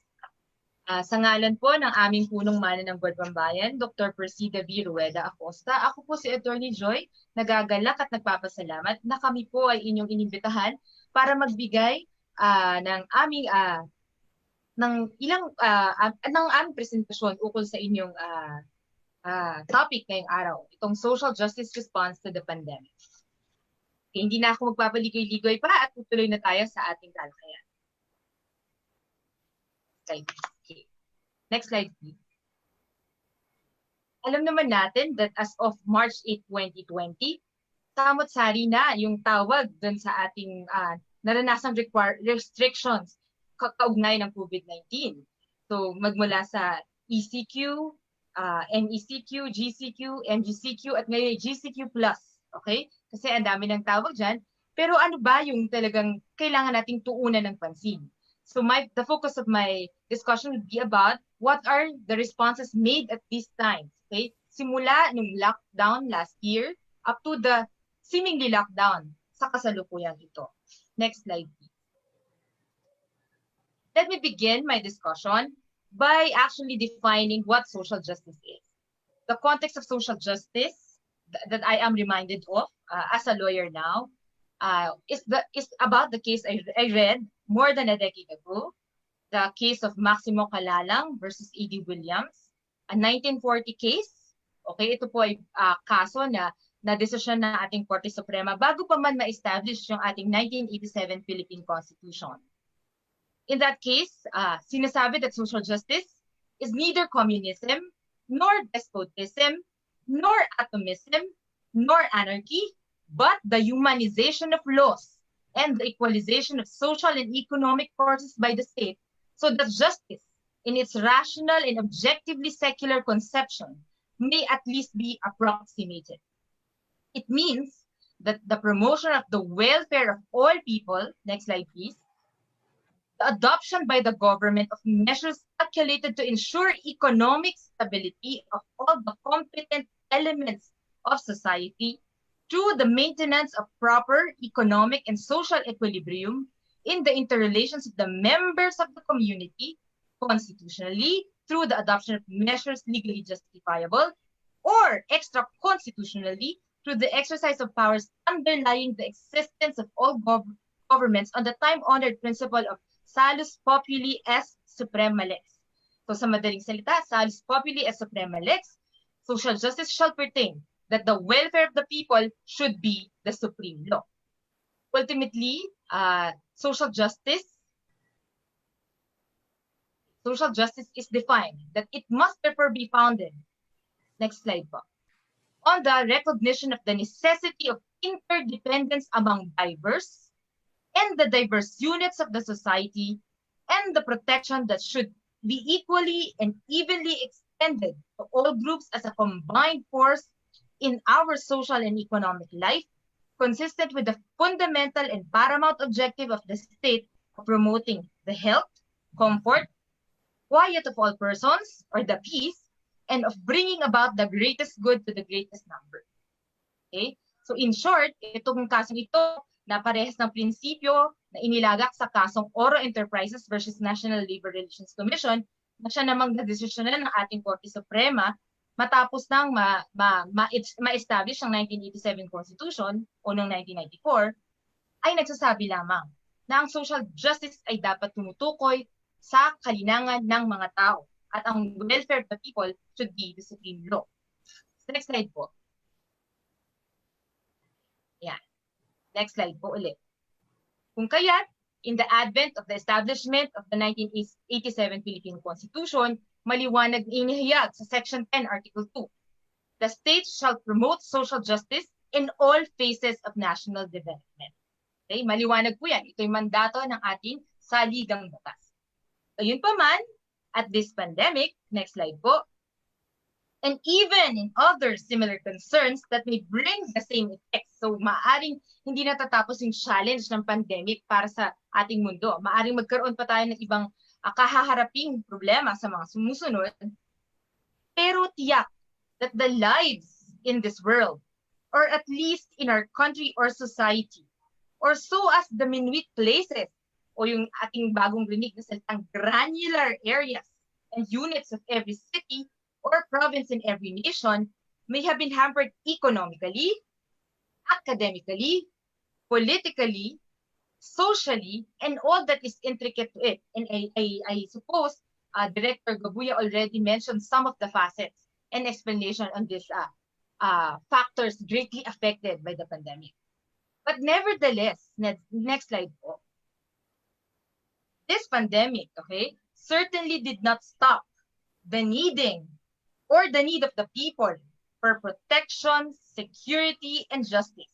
Hindi natigil ang pangangailangan ng mga tao sa pagkakaroon ng proteksyon, seguridad at justisya. Gayon, okay, most especially that, next slide po, crimes never really stop. Obviously, hindi naman po talaga tumigil ang krimen kahit po na-lockdown yung mga tao sa mga bahay. And we recognize that domestic abuse, okay, actually proliferated ngayong pandemya. Gayon din, nagkaroon din ng concerns on how these domestic abuses were actually reported. So later, maybe we'll be able to discuss. Transactions and interactions among persons continued. Nagpatuloy naman po yung mga transactions sa mga kapwa-tao. Yung renta, okay, so usapin ng renta ng mga kababayan nating umuupa ay nagpapatuloy. Yung utang ng mga tao na nag-i-incur ng interest ay nagkaroon din ng pagpapatuloy. So it never really ceased. And more importantly, and as already mentioned, and I think we're all aware of it, peoples and communities needed much help in coping up in this situation, whether the situation that we are in is viewed as very critical or not. Lagi kong binabanggit yan sa aking mga discussion because hindi lahat ng tao ay may pare-parehas sa pagtingin dun sa pandemya o sa kinakaharap nating challenge. Meron tayong mga liderato na would not view it as very critical, even if it is. And meron naman tayong mga liderato na view it as very important and must be given critical attention. And I'm here to discuss, of course, as we all know, next slide po, that laws, okay, yung mga batas na umiiral ngayon, are actually put in place to organize and create a system that would respond to the needs of the people in a given society. Okay? That necessarily includes the protection of the people, the security of the people, and the welfare of the people. Kahit pa ulit-ulit yan, mga konsepto na nababanggit sa ating mga kurso sa manggagawang panlipunan, eh saktong-sakto rin yan ho, maski sa usapin ng batas. Because at the end of it all, the purpose of law is to attain justice.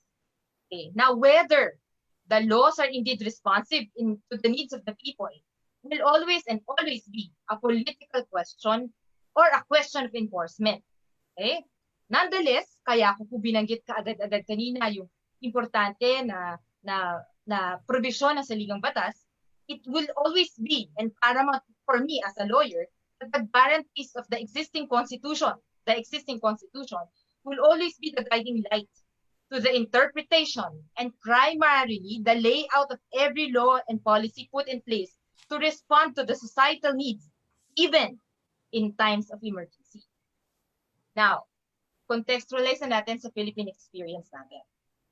Okay, as of 2020, when the Philippine government declared and placed the country to be under a state of national emergency that I guess was actually proclaimed through Proclamation 922 on March 8, 2020, concomitantly, it classified the National Capital Region and later on, all places of the country in a certain degree of community quarantine. Later on kasi, kung inyo pong babalangkisin, nagkaroon ulit ang later proclamation 8 days after, nagkaroon ng proclamation 929 and then 1021. Okay? Dahil itong mga proklamasyon na to ay kumbaga pinalawig yung state of emergency to become nagawin ng ating bansa sa ilalim ng state of calamity na I think existing pa rin. Okay? Ngayon, nagkaroon ng various responses yung ating pamahalaan. And we have identified certain responses and concerns that surfaced during the pandemic. So number one dito is in protection for health. Obviously, and patently, it's because COVID-19 is primarily a health issue. May sakit yan na lumaganap sa buong mundo. Okay? That is why for our government, okay, ang unang-unang ginawa, crucial agencies were tapped, task forces were constituted, protocols were implemented, and so on and so forth. But in our experience as public attorneys, ito talaga kitang-kita. Okay? Nag-surface talaga yung labor and economic concerns. Obviously din po, because lockdowns prevented most businesses to operate, okay? Necessarily causing the loss of income both on the investor and the employer and the employee. Bagamat yung aming mga nagiging kliyente sa Public Attorney's Office, all employee, naramdaman namin dahil dumami po ang buhos ng kaso ukol sa labor. So anong responde ng pamahalaan ukol dito? And I guess nabanggit yun kanina ni Director Gabuya, nagkaroon ng distribution of relief goods, cash aids were given, at I think even the labor sector, nagkaroon sila ng ganitong program, bagamat hindi ko sure kung ito talaga lumaganap sa buong bansa, nagkaroon ng parang aid using the social security system. And then, nagkaroon din ng concerns, at ito ay typically very highlighted the issues on governance. Bakit? Considering that the local government units were very crucial to the identification, distribution, networking, and cooperation to transmit the national government's immediate response to the situation. So talagang ito kitang-kita. Kasi na-translate ito into a legal concern when people would call our office stating for a fact, and I don't know if Director Gaboy is still here, na wala silang natanggap SAP. Wala silang natanggap na kahit magkano doon sa tulog ng pamahalaan. Okay? Now, ano yung mga nakita natin na ginamit na response ng government for this concern? Una, LGU budgets or appropriations were realigned. And I think it might have happened also in the national. And second, curfew and protocol dissemination or layout were made. Okay? And I know this is the most controversial, and I've heard some questions related to this already. The government's response to this pandemic included the deployment of military police forces for the discipline. Okay? And that's very controversial. Okay. Now, in sum, for next slide, please, the socio-economic concerns, okay? Ang ating, kumbaga kanina pang binabanggit na concern talaga, socio-economic kasi talagang magkatali yan. At I think in the introduction by our moderator, napakahalaga nung sinabi niyang salita na sinabi ni Nelson Mandela, no? Talaga naman na ang lahat ng bagay magkakaugnay. Pero gayon pa man, I have to emphasize again, yung observation natin, ano ba ang naging typical response ng gobyerno natin maliban sa mga nabanggit kanina. Nabanggit din to kanina ni Ma'am Telma Mendoza. Schools were forced, okay, to adopt online and or blended learning schemes as they were and are still not allowed to operate face-to-face. Lalo po ngayon na tumataas na naman yung kaso ng ating COVID-19. Okay? Forced kasi hindi pa ho sobrang handang lahat ng paaralan, okay, sa ganitong sistema. Bagkus dahil po sa threat to health, napilitan po ang ating mga schools to do this, and I suppose hindi lahat naka-cope up, and there were schools forced to close. Okay? There were also enactments, okay, in view of the socio-economic affairs ng ating lipunan. Yun po yung naririnig natin na Bayanihan to Heal as One Act. Yan po yung Republic Act 11469 at yung Republic Act 11494 o yung Bayanihan to Recover as One Act. Ito lamang pong dalawang batas na to actually ay short-term response to the needs for the laws that shall intervene on the socio-economic affairs of the people. Bakit? Binigyan lang ito ng maikling moratorium and grace periods. Kaya lagi ko in-emphasize, very, very limited sa pagbabayad ng loans, interest and penalties, pati na yung rents and leases. Bakit limited? Kasi mismo yung batas po, nagbabanggit siya kung hanggang kailan lang epektibo yung grace period. After that effectivity, balik na tayo sa dati, magbabayad ka na ulit, plus penalties, plus interest. Hinto na lang, pansamantala, dahil wala kang pambayad. Okay? On the third, at nabanggit ko to kanina, cash and goods were distributed. Okay, yan. We don't know the realm of it, and I think Director Gabuya already mentioned how they did that.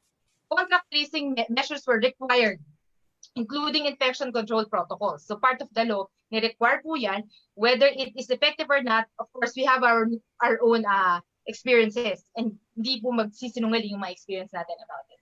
Number 5, nagkaroon din socio-economic response na nagkaroon lang tayo ng pockets of free COVID-19 testing from local governments. Kasi hindi to naging entirely free. And that's a problem until now, diba? And nagkaroon lang din ng mga accredited organizations to give free COVID-19 testing. Now, ultimately, nagkaroon, ito yung pinaka inaasahan nating lahat, maliban sa malamagyat, that the government tried to place some price freeze measures for basic goods. Alam natin na nagtaas talaga yung mga bilihin, ano? And part of the law, syempre, kailangan mag-responde yung policy na gagawin nila. Nag-price freeze naman sila, but hindi na natin napigilan yung katotohanan na nagkaroon din ng pag-hamper ng pag-ikot ng goods, kaya tumaas eventually. So there had also been guidelines on work or labor management during the pandemic. There were authorized importation of donations because we needed help.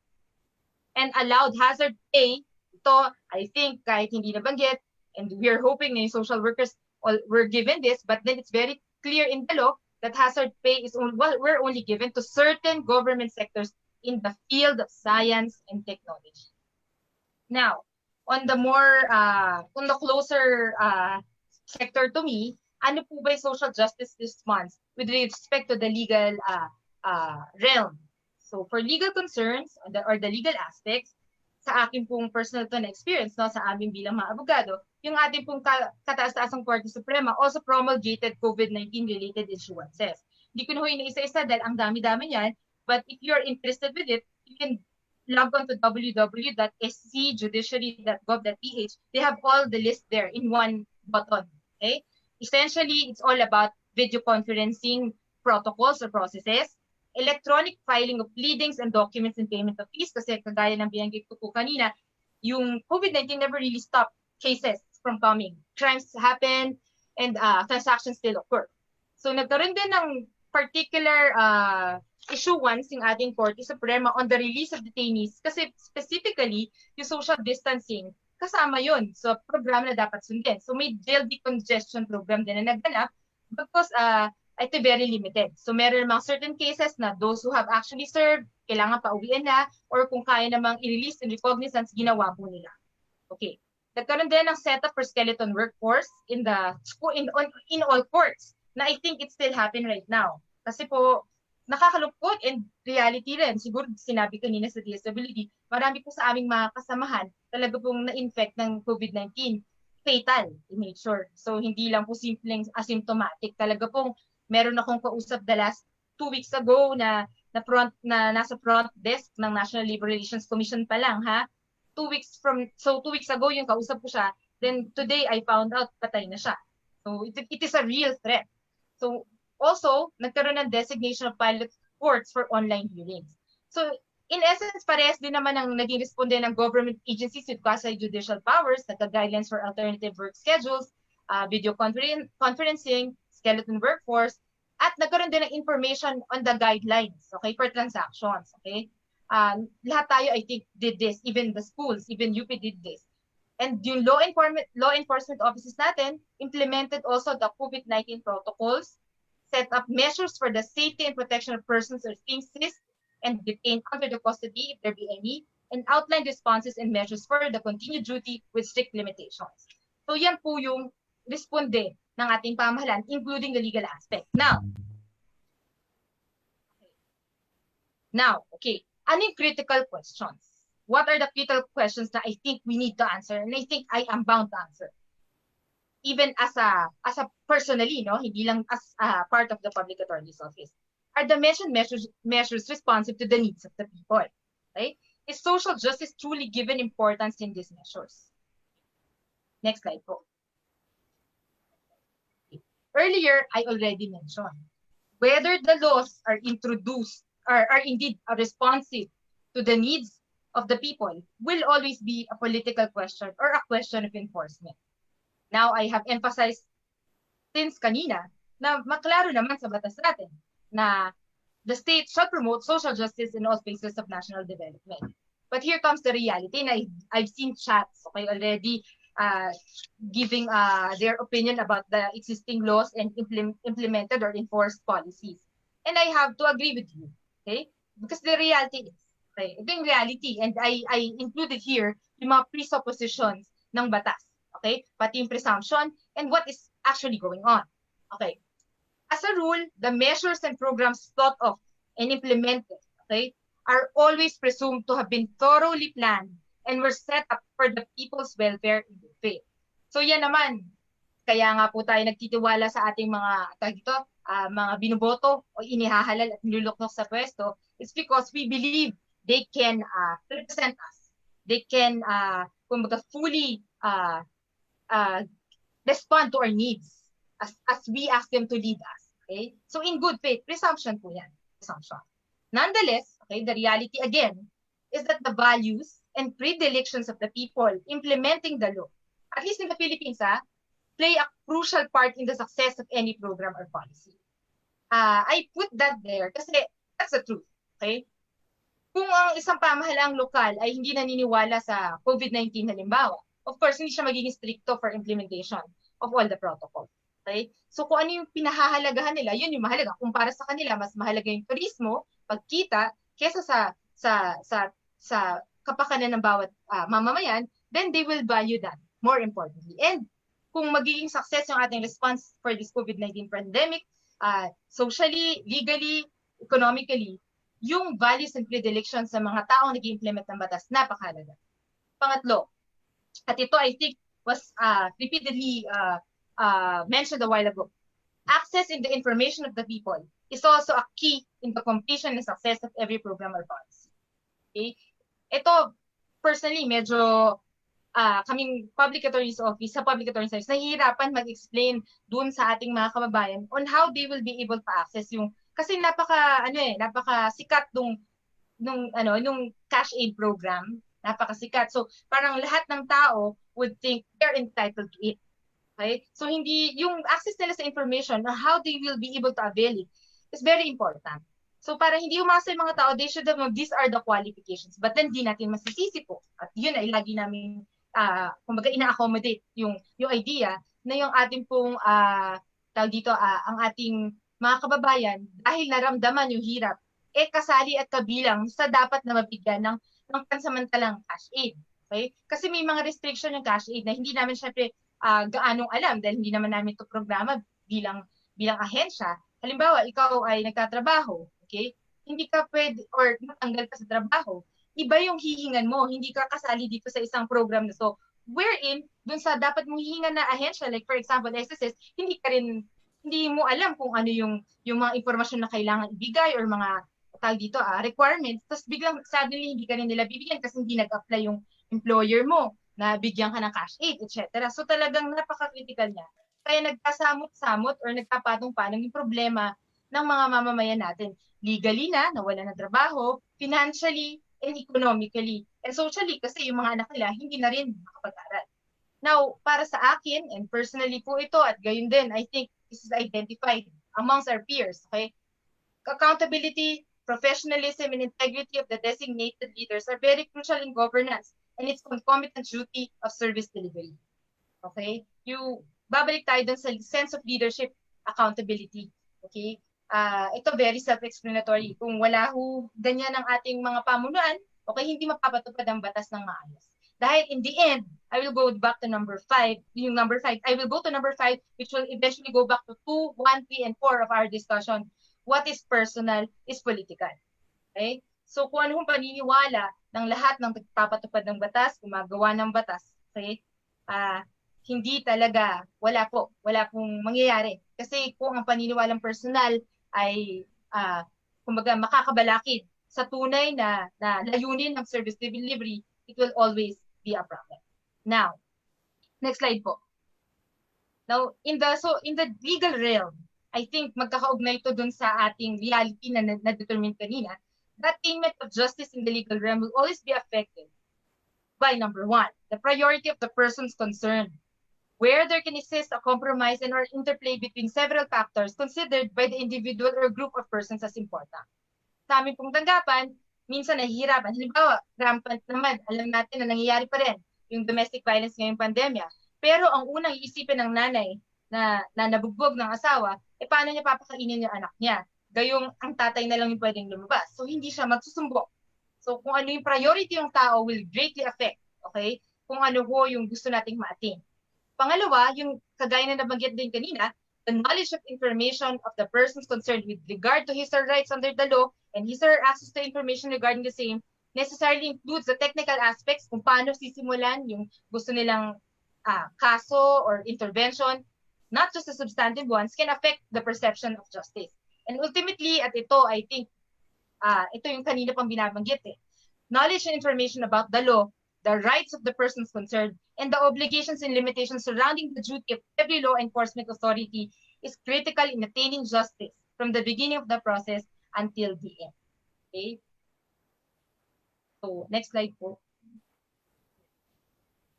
The pandemic simply just tested the strengths and weaknesses of our governmental systems and institutions. And whether, next slide po, we are satisfied on the responses or whether social justice was promoted in our experience is best answered by the greatest number. Ramdam naman natin yan. Kung ang plano ay may plano at kung ang plano ay napatupad. Ramdam natin yan. Next po. Ngayon, gayon pa man, I will segue from the very, very hot topic na pinag-usapan natin. For any legal concern, which is one aspect of social justice, you can access our office through this number 24/7. Di po kami tumigil na magbigay ng payo, magbigay tulong. So, pwede niyo pong kunin yung number namin, 028-929-9436. Next po. Sige po, next po. Okay. At ito, iiwan ko as part of my last words. Sinasabi na ito, very common sa atin. I think we all know that the experience is the best teacher. So, ang karanasan ang pinakamahusay na pagkatuto.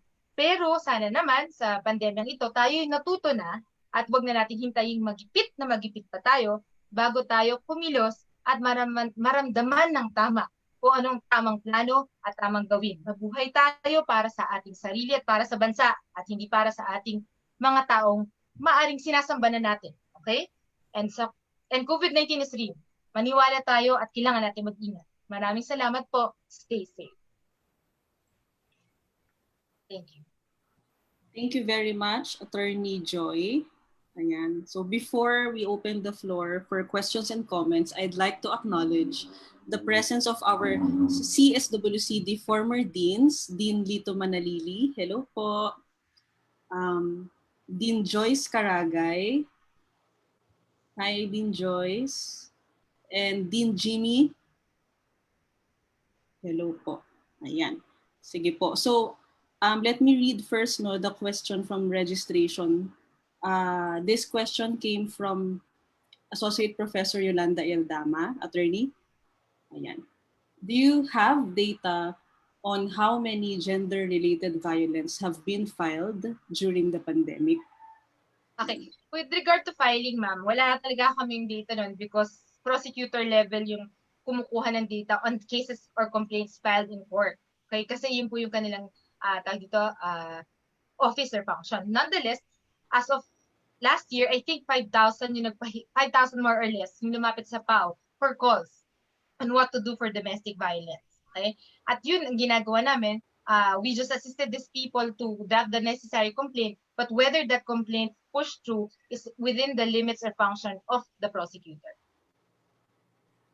Okay, thank you, Attorney. I hope, Ma'am Yoli, that answered your question. Ma'am, Attorney Joy, marami po tayong comments dito sa chat box. Sige No? po, sige po. Nakita ko. Okay, sige. Basahin ko po muna. Ang kay Sister Nenet, si Sister Nenet from the Religious of the Good Shepherd. Ayan. Sabi niya, are there laws that could be used in reprimanding those government officials who failed to deliver and in their way of responding, especially in delivery of services? We all know that the responses really failed. Yeah, actually meron. And I think it's one of my topics sa mga estudyante ko like 1 week or 2 weeks ago. We have relief, okay?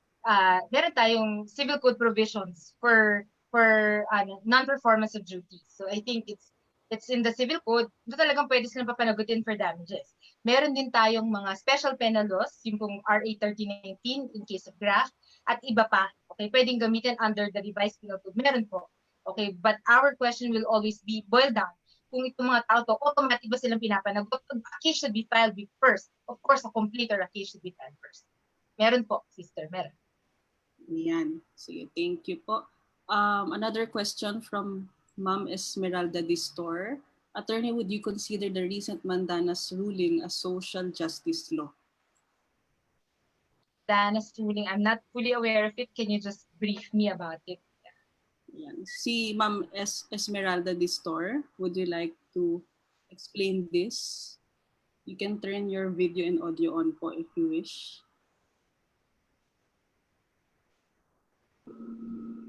Professor Glenny, po ito. Actually, ma'am, hindi rin po ako masyadong familiar dun sa ruling. Nakita ko lang po siya sa websites tsaka sa Facebook.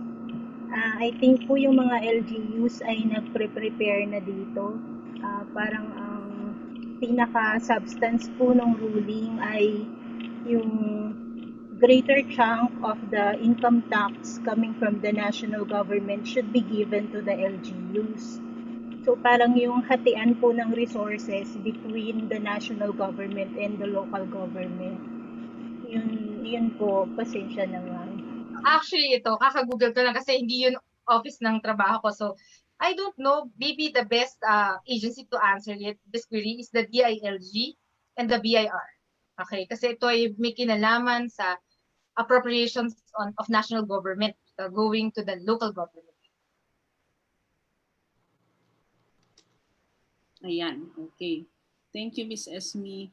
And then another comment from Associate Professor Yoli. She quoted a statement from your presentation, Attorney.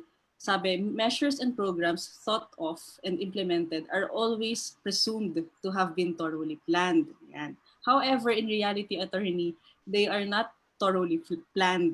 The planners did not even consult the stakeholders like the LGUs and the representative of various sectors. They presume that what they are doing is excellent. When one thinks that one is excellent, then problem becomes plans should be based on evidence and data, not on presumptions. This government is a government of presumptions. The opinion is well taken. That's why it's always my stand, okay? Na ang ilulukot po sa mga pwesto sa ating pamahalaan, lalo na yung nangangailangan ng expertise, okay? Ay kung kailangan po sana yung social worker para sa DSWD at kung ang DSWD is ang front for social justice and social welfare, i-front siya sa IATF. That's my personal stand. Attorney, meron pong follow-up question para si Sister Nenet with regards to her previous question. May na-reprimand na daw ba na LGU? Well, ma'am, yan po ang hindi namin office, but I guess the DILG will have to answer for it, really. I hope meron, kasi I have, personally, kasi po pag meron pong nagre-reklamo sa mga LGU, sa umpisa yan, sa ngayong panahon na ito, meron tayong tinatawag na 888 Citizens Complaint Hotline. So mangyari dyan, sa amin pupunta yun. Ang gagawin namin, i-refer namin. Now, ang nagiging concern dyan is yung tao po na complainant, critical yung kanyang role to push through the case. Now, if tama din siya, hindi niya na ituloy, minsan hindi po natutuloy. Thank you, Attorney. So, in connection to the question of Sister Nenet, merong sagot dito si si Judge Vic Mendoza. Sabi niya, we also have the ombudsman for complaints against government officials regarding corruption, abuse of power, etc. Yes. But those aware of this should complain. Bring to the attention of the ombudsman. Yan. And then, another question po for Attorney. This is from Angelica Ustaris. What is your stand daw po regarding the anti-terror law that attacks progressive groups that oppose the government, which is parang naging mas priority pa ito na ipasa ng government than health responses? Thank you po. There must be time for everything. Okay? And sa atin, bilang social worker, we should know how to prioritize. And I will always advocate Section 1, Article 3 of the 1987 Constitution. No person shall be deprived of life, liberty, or property without due process of law. So I will always abide with the current law that we have. So 1987 Constitution is ang saligang batas ng ating bansa ngayon. So dapat yun ang masunod. Thank you, Attorney. Another question from Assistant Professor Sue. How can we follow right to health, especially in our COVID vaccination program? Or is this being followed at all? Your thoughts? My thoughts? Well, actually, that's the Office of the Department of Health, no? They are the agency or the department primary task na mag-identify, okay, kung paano nila gagawin yung solution on this pandemic and on that vaccination. So my stand is dapat free vaccination for all. And my additional stand on it is that hindi siya dapat for this year only because importante na tignan yung efficacy of the vaccine, how long ito, kung isang taon lang to, then how about next year? Will it not be free anymore? So I think dapat yon priority. Kung tayo developmental in approach, okay? Free today, ang problema natin free today pero hindi pa lahat nabavaccinate. So what if yung next year? What if mag-mutate yan? So I can't. That's my personal stand, but I believe DOH should be answering the question. Okay, thank you, Attorney. I'm sorry for mentioning yung isang previous question that I mentioned earlier that it actually did not come from Judge Vic. It came from Ma'am Telma Mendoza. Sorry for it. Ayan. So, ito po, asking for your thoughts then, Attorney. Sabi dito ni Alain Meneses, one of our graduates, maganda rin pong ma-point out na naging pagkakataon ang pandemyang ito para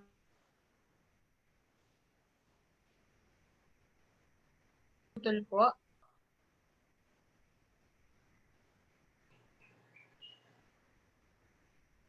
Ma'am, nawala po.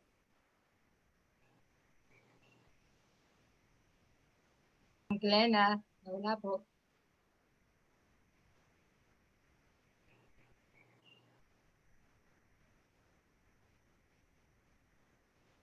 Mukhang si Dean Guy ito. Mukhang na-cut off si Ma'am Glenny. Can we ask anyone from the Department of Social Work whether they want to step in muna? Is Justin there or Sue? Hi, Sue. sige po. Sue. Okay, so let me just continue with I'm not sure what Ma'am Glenny wanted to bring up, but I think there's an important question here from Assistant Professor Yen Pasos, no? Ano po ba dapat ang pag-respond ng government natin during the pandemic in view of the reality na maski walang pandemic, ang dami na nating social justice issues. So how do we sort of prioritize human rights-based approach during the pandemic? Napaka-broad nun, very, very broad question na I think as a mere lawyer, I cannot answer it for sure. But definitely, as a lawyer, I will go back, okay, na ang ating hierarchy of rights begins with life, then liberty, and property. So I don't know kasi sobrang broad nun eh. Social justice concern is a really broad concern. Kaya nagkakaroon ng interplay lahat ng departamento, lahat ng eksperto, okay, biopsychosocial, spiritual, diba, lahat ng bagay. But again, the priority is clear. Kung ang kailangan buhay unahin, then a quality of life. Okay? Kung kalayaan ang susunod, then kalayaan ang susunod. Okay? Huli yung property. Okay? It's very broad concept, but I think I will go to that hierarchy of priority. Thank you very much, Attorney. I'm reading a very interesting comment from Assistant Professor Kajake. He said that the reality from the ground asserts otherwise. No, we have so many good laws. People are killed after simply being red tagged. Development projects are fast tracked because people could not put up resistance because of lockdown. Police in Cebu go on rampage in a coastal barangay. Social services are being weaponized. Reports from Davao are stricken from the list of beneficiaries simply because they were suspected as supporters of the left. Pandemic not only highlights the overwhelming need to promote social justice, but more fundamentally, the defense of human lives. So, napakaraming issues na ni-raise dito. I guess we would like to know your perspectives as a social worker and a lawyer. So basically, the question is, ano yung sa sobrang dami nung I think it's a comment, no? Okay, may nakita po ako sa chat, gusto ni Ma'am Pasas is on governance. Well, balikan ko muna po yun, no? Well, I'm not, actually, hindi po ako adept sa governance because it's not my office. But I think participatory will always be parang a crucial intervention. Dapat may participation palagi yung tao or yung mga samahan ng tao or grupo ng tao on the concern. Okay, so napakahalaga nun. So determination will always begin from the self. So sino yung nangangailangan. Tapos yung sa pangalawa po, Ma'am Sue. Yes.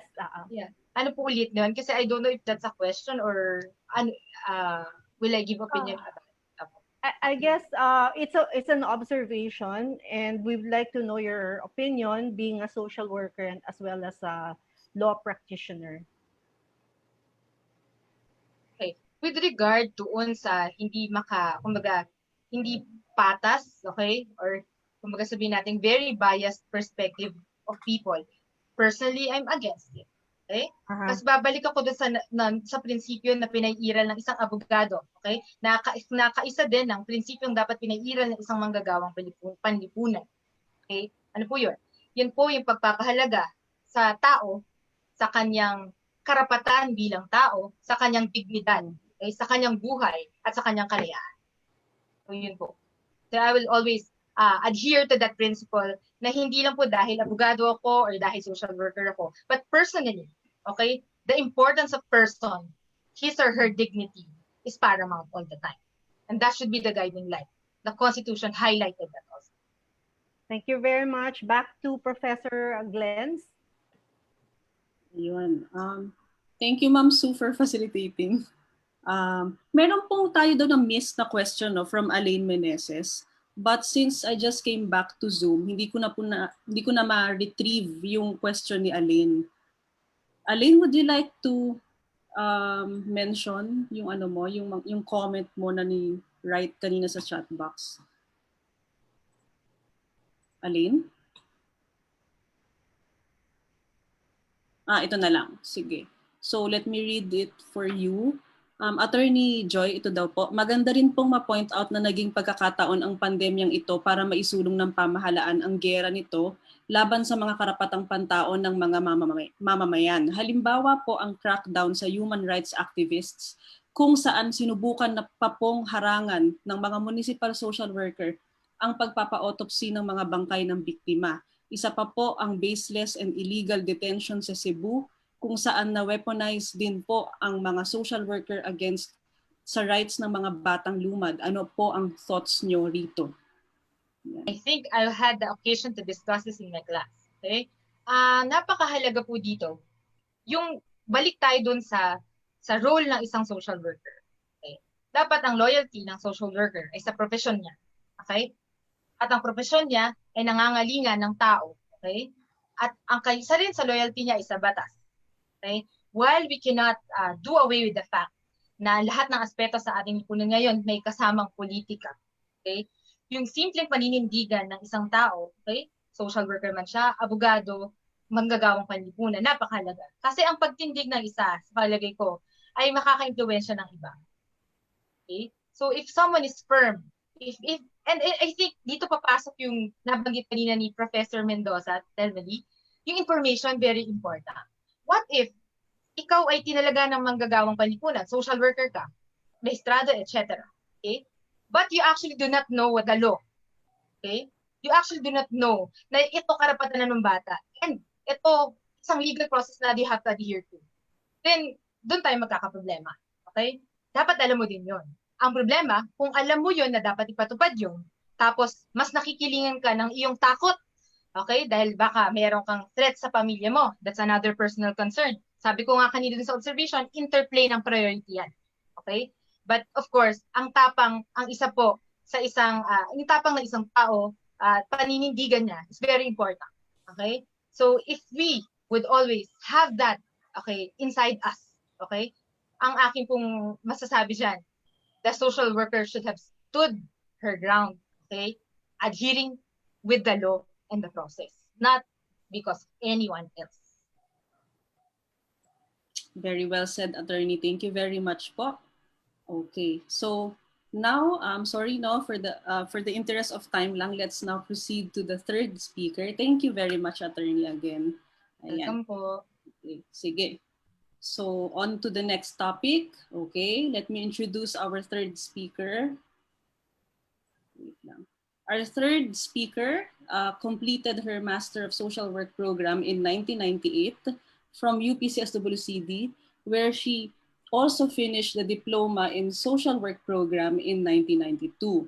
She completed her Bachelor of Science in Social Work at the Pamantasan ng Lungsod ng Maynila in 1982. She is currently the acting head of the Medical Social Service of the Philippine General Hospital. Everyone, for the topic Resilience and Well-Being of Social Workers in the Pandemic, I present to you Ms. Daisy L. Manlangit. Ma'am Daisy. Good afternoon. Thank you, Ma'am Glenny. Before I proceed, I'd like also to greet our professor natin dyan, Professor Telmeli Mendoza, and the pillars in social work at the UP College of Social Work, and also some of our guests na mga students, some of them are students na nag-field na rin dito. So let me share my screen with you.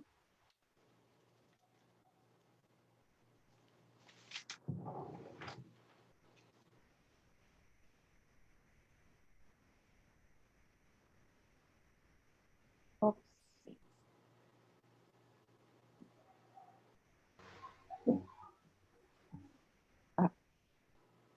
So muli, isang magandang hapon sa ating lahat. Isa pong karangalan na ma-invite muli dito at mag-share ng kaunting kaalaman tungkol sa resilience and well-being of social work. So, noong nakaraang taon po, no, yung pag-alaala, it's been a year since a traumatic lockdown came about. We were all lucky because remember, we're still here, di ba? Masaya tayo na muli nakita-kita tayo. Last year, I was also here. And I talked about what we are doing in PTH and in the Medical Social Service and how do we go about helping or continuing our work with our patients. So nakakatuwa na nandito muli tayo. So di ba, we deserve to have isang palakpak din o isang bagsak kasi really, tayo mga social worker ay resilient. Di ba? Isang bagsak muna. Di ba? So maraming salamat. I guess nag-clap na kayo lahat. Huli, tingnan natin ano ba ang ibig sabihin? Ano nga ba itong resilience na pinag-uusapan natin? Bakit tayo ganito? At nakakatuwang pag-usapan na nakasurvive tayo talaga. So in my screen, you will see yung si coronavirus and the earth. Sabi ni Mr. Coronavirus, if you will see, ngising-ngisi siya, no? Tuwan-tuwa siya, ang dami niyang spikes. And he's carrying the whole world, the earth. Pero sabi ni earth, you don't scare me, virus ka lang. Mas marami kaming alam sa iyo, di ba? So, mananalo ka ba sa amin? Of course not. So, So Miss Earth here stood up and did how it is to be resilient. Panalo tayo because until now we're here, although medyo may katagalan because it's been a year. Resilience is typically defined as the capacity to recover from difficult life events. Tama? Di ba? Paano nga ba natin ito isusurvive yung mga pangyayari, mga karanasan na pinagdaanan natin brought about nitong pandemic na ito. Sabi, it is an ability to withstand adversity and bounce back and grow despite life's downturns. Siguro hindi lang pandemic, hindi lang itong si COVID, marami pang mga events ang mga dinaanan natin, mga tragic experiences, tragic mga naranasan natin sa buhay na siyang pinagdaanan at kung paano tayo nakasurvive. So it says there, stress yan. Difficult life events, life downturns, adversity. So puro ito negatibo. So how do we now turn this into positive? Of course, sabi, we have to bounce back. We have to cope, recover, withstand, and grow. And that's exactly what resilience is all about. Wow, 1 year na. Hindi natin sukat akalain na magkakaroon ng ganitong pandemya. In the same month of last year, isang panaginip sa maraming Pilipino ang pangyayaring pagkaroon ng coronavirus. Many professionals, especially those in the medical field, were affected. Doctors, nurses, private individuals, and all of us here in the hospital who work in the hospital were so affected.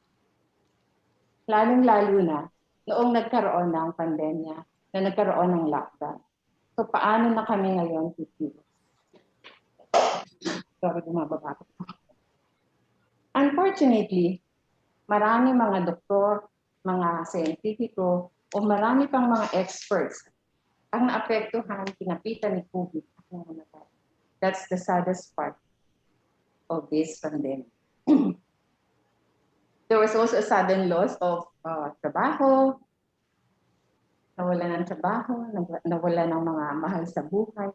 So really, we consider this a nightmare.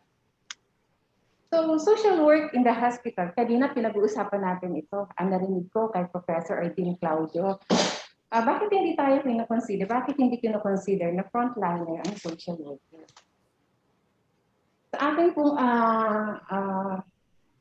simpleng paniniwala, bilang social worker na nasa hanay ng ospital, ng mga gagawa dito sa ospital, ang social worker po dito sa PGH ay frontliner.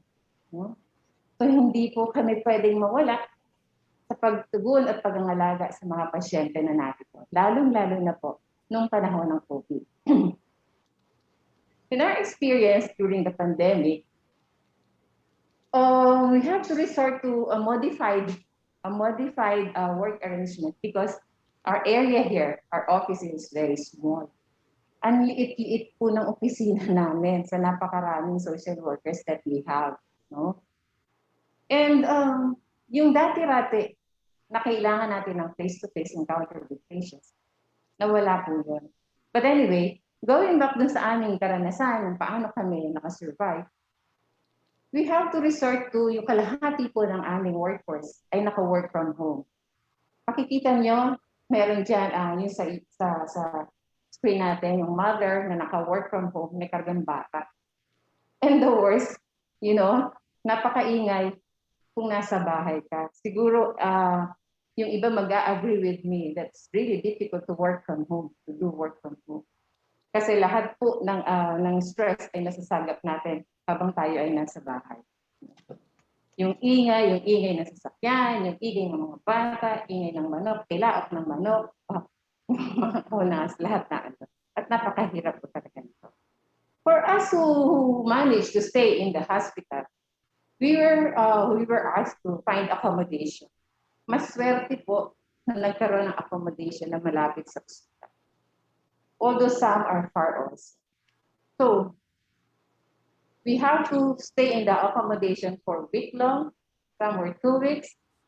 Nakakapagod po na nasa ospital kami mga social workers because nakababad kami nakababad kami sa hospital. Na hindi namin alam kung by the time na nasa ospital kami, ay kinakapitan na kami ng coronavirus.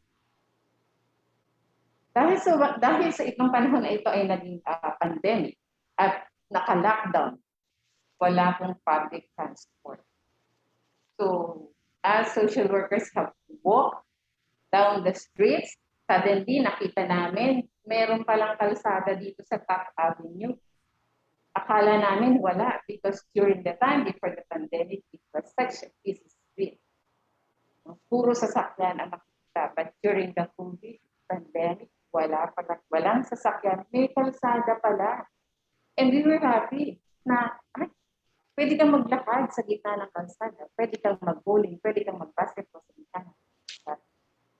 So, titignan natin, meron din palang positibo na idinulot ang pandemya na ito. Because for a time, nalinis ang kalsada, nawala ang mga tao sa kalsada because everybody, I think most of the people were not allowed to go out of their homes. They have to stay indoor because para maiwasan ang mas malawakang paglala at pagkahawa at pagdami ng mga naapektuhan. Frontliners often stay near the hospital because dun sa takot, maliban sa malayo, walang sasakyan, naroon pa din ang takot na mahawakan or sa pag-uwi ng mga frontliners namin bilang mga social workers ay mahawa o magdala kami ng virus sa baka. So you can imagine yung nararamdaman namin na habang nasa hospital kami, caring for our patients who are COVID-stricken, we also have our own fears. We also have our apprehensions. We have our own problems in mind. So, ganon yung karanasan namin mga social workers base sa nakabase sa hospital. Hindi. Umpisa lang yun. So, ano po ba ang ito? Ang resulta nito, karamihan sa mga hospital workers ay kami rin kasama dyan ay tinutubuan ng takot, ng kalungkutan,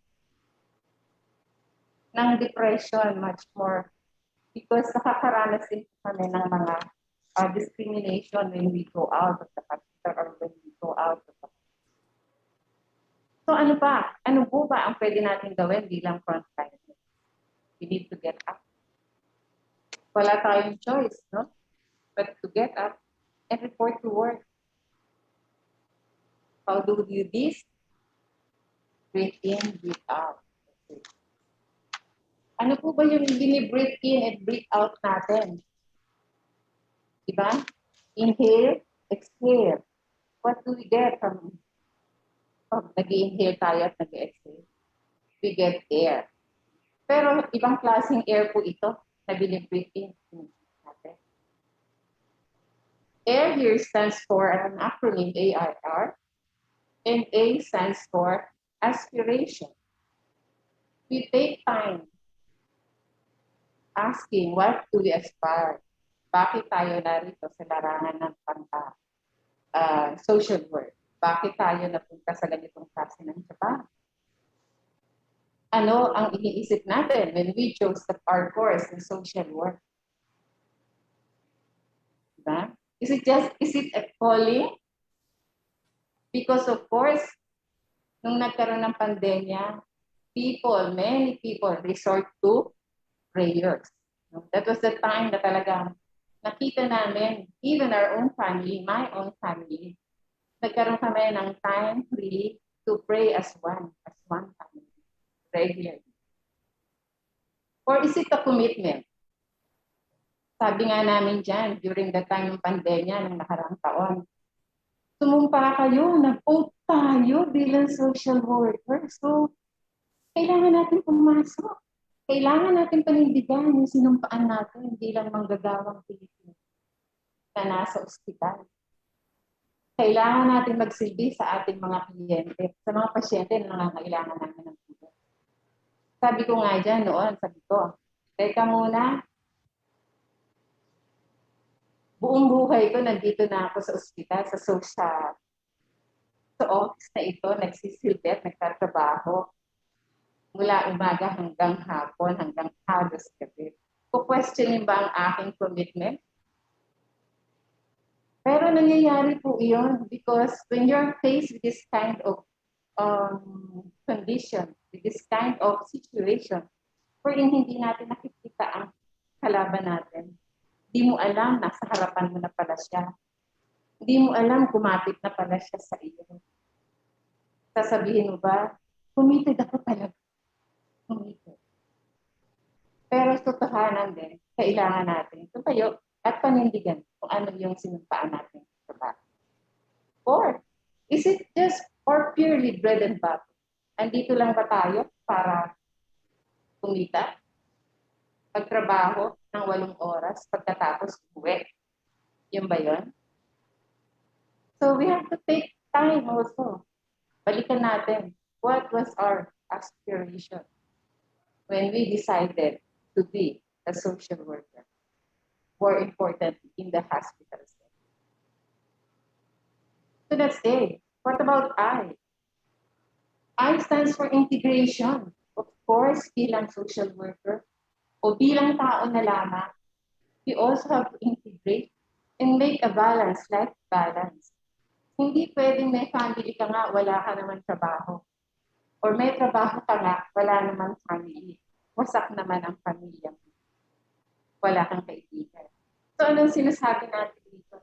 We have to make a balance in our life, balance ng work, our career, our own health, especially, and the family. We have to give time for all of those because dito papasok ang pagkakaroon natin ng tamang well-being as a person. So that is integration. How about R? R stands for reflection. So upo muna tayo saglit. Take time to think. Pag-isipan natin muli. Ano na nga ba itong nangyayari sa kasalukuyan? Meron bang justice ito na tayo bilang manggagawang Pilipino ay nagpapagod, nag-exert ng oras natin para magsilbi sa ating mga kababayan na nangangailangan natin? Lalong-lalo na dito sa hospital. Because once a COVID patient enters the hospital, wala po siyang ibang kasama, solong katawan niya. At nakakalungkot because nasa anong tawag nito?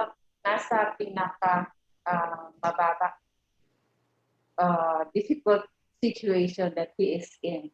And then he has nobody, no one, no family around para mag-care sa kanya. So napakahirap. So kailangan natin balikan. Tama ba ito na nangyayari sa atin? Is there justice for also for us as social workers because we're but human? Tao rin tayo. Nangangailangan din tayo ng pagkalinga. Nangangailangan din tayo ng pagsuporta ng mga taong malapit sa atin because we also have our own skills. We also have our own mga apprehension because of our own health, our family.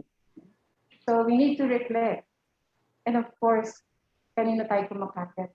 At times, katulad ng binanggit ko, when we reflect, we hold on to God and hold on prayers, which the COVID did also to us, most of us. Maaring ito ay nangyari para mas mapalapit ang pamilya sa bawat isa. And also to become more spiritual. So that is what we breathe in, the air. Aspiration, integration, and reflection. How do we become resilient? No, brother. Yung resilience pala ay isang pagiging matatag. No? Matatag, matapang, at kayang bumangga sa anumang problema na meron siyang kakaharapin. Bilang social worker na narito sa hospital, kailangan mas unahin natin kung ano yung kapakanan ng mga pasyente. Now, dumudulog sa office natin na nariyan sa ating harapan the moment we enter our office. We have to set aside our own problems. Kumbaga, iwan muna sa bahay niyan. Yan ka muna, babalikan na lang kita, ha? Pero hindi kita kakalimutan, nandyan ka. Kailangan natin maging matatag. Well-being is the state of being healthy. Kailangan maging healthy tayo para maging resilient tayo. Ito yung suporta, very strong support nila. Resilient. We also have to stay safe. Kailangan pangalagaan din natin ang ating sarili. We have to be comfortable and the most, we have to be happy. Happy serving our clients. Happy that we are here. Happy that we are changing lives of the people because of our skills. Well-being is fundamental to the overall health of an individual, enabling them successfully overcome difficulties and achieve what they want out of life. Diba? So kailangan maging healthy tayo, maging malakas, at ang tawag nito, kailangan yung pagkatao natin mismo ay buong buo, na tayo ay kumpleto, na tayo ay balansyado ang buhay, ang life. Well-being pala is defined as the kagalingan ng kabuuang pagkatao natin na meron tayo. So kailangan tayo bilang social worker, muna ay magkaroon yan. Because paano nga natin ito ibibigay o paano natin tutulungan ang mga pasyente natin to have that resilience and well-being also, and how to promote health and how to alleviate their own problems kung tayo mismo sa sarili natin ay hindi natin ito kayang gawin. Wow! Si Miss Universe. Tingnan natin, di ba? Sila ito, alam ko, si Miss Pia Wurzbach, maraming beses ito nag-stumble, and yet, ano lang yan, pampakalma ng ating discussion, very heavy discussion. Yung beauty ng kanila and their own, yung goal nila na gustong ma-achieve. Alam ko, marami din silang struggles, marami din silang mga pinagdaanan na masasakit sa kalooban. But because of their resilience, hindi naman ganun ka-traumatic. But they survived and they won the crown. Gusto ba natin maging Miss Universe din? Sino dyan ang gusto maging Miss Universe? Well-being involves having positive self-image and self-esteem. Ito, madalas natin itong binabanggit sa ating mga pasyente, kliyente. Self-image. Kapag meron tayong pasyente or hindi man COVID na nagkaroon ng problema, tingnan natin yung self-image that we have and the self-esteem. So, tayo din, balikan din natin ito, yung ating positive self-image. Paniwalaan na natin, na kaya natin, sa kabila ng pandemya na hindi nakaharap natin, sa kabila ng mga nakakatakot na karanasan dito, lalong-lalo na sa hospital, na pagpasok mo, sasalubungin ka ng COVID. Kinakailangan panindigan natin at gawin natin malakas ang ating pangatawan at sarili at ang ating resiliency and well-being in the pandemic. Okay. Kanina nadinig ko si Ma'am Telma Mendoza taking sinasabi niya, itong ating profession ay isang face-to-face encounter. Yes, I strongly agree, ma'am. Nahirapan po kami, ma'am, when the pandemic came out because we were not allowed to go near our patients. We are not allowed to visit our patients in the ward. More importantly, as medical social service, we are tasked to provide services aimed at promoting healthy lifestyles, preventing diseases, and addressing various issues. Napakahirap po na hindi namin makausap ng malapitan ang mga patients. At dito lamang kasi sa pamamagitan ng close or face-to-face interaction with our patients that we're able to express our sincerity of our role bilang social worker, bilang professional na social worker. Sa pamamagitan ng pag-ausap sa kanila, mapapadama natin. That touching, yung touch sa mga pasyente, already met a lot from them. Yun lamang pagharap sa kanila, pagkausap sa kanila, isang malaking bagay. Ganun din tayo as social worker. kailangan din natin ng medyo para balikat na para maging more resilient tayo because we are in this very difficult situation.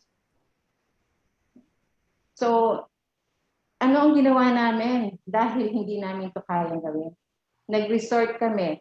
That was the topic last year, December, that I gave, the telekamusta.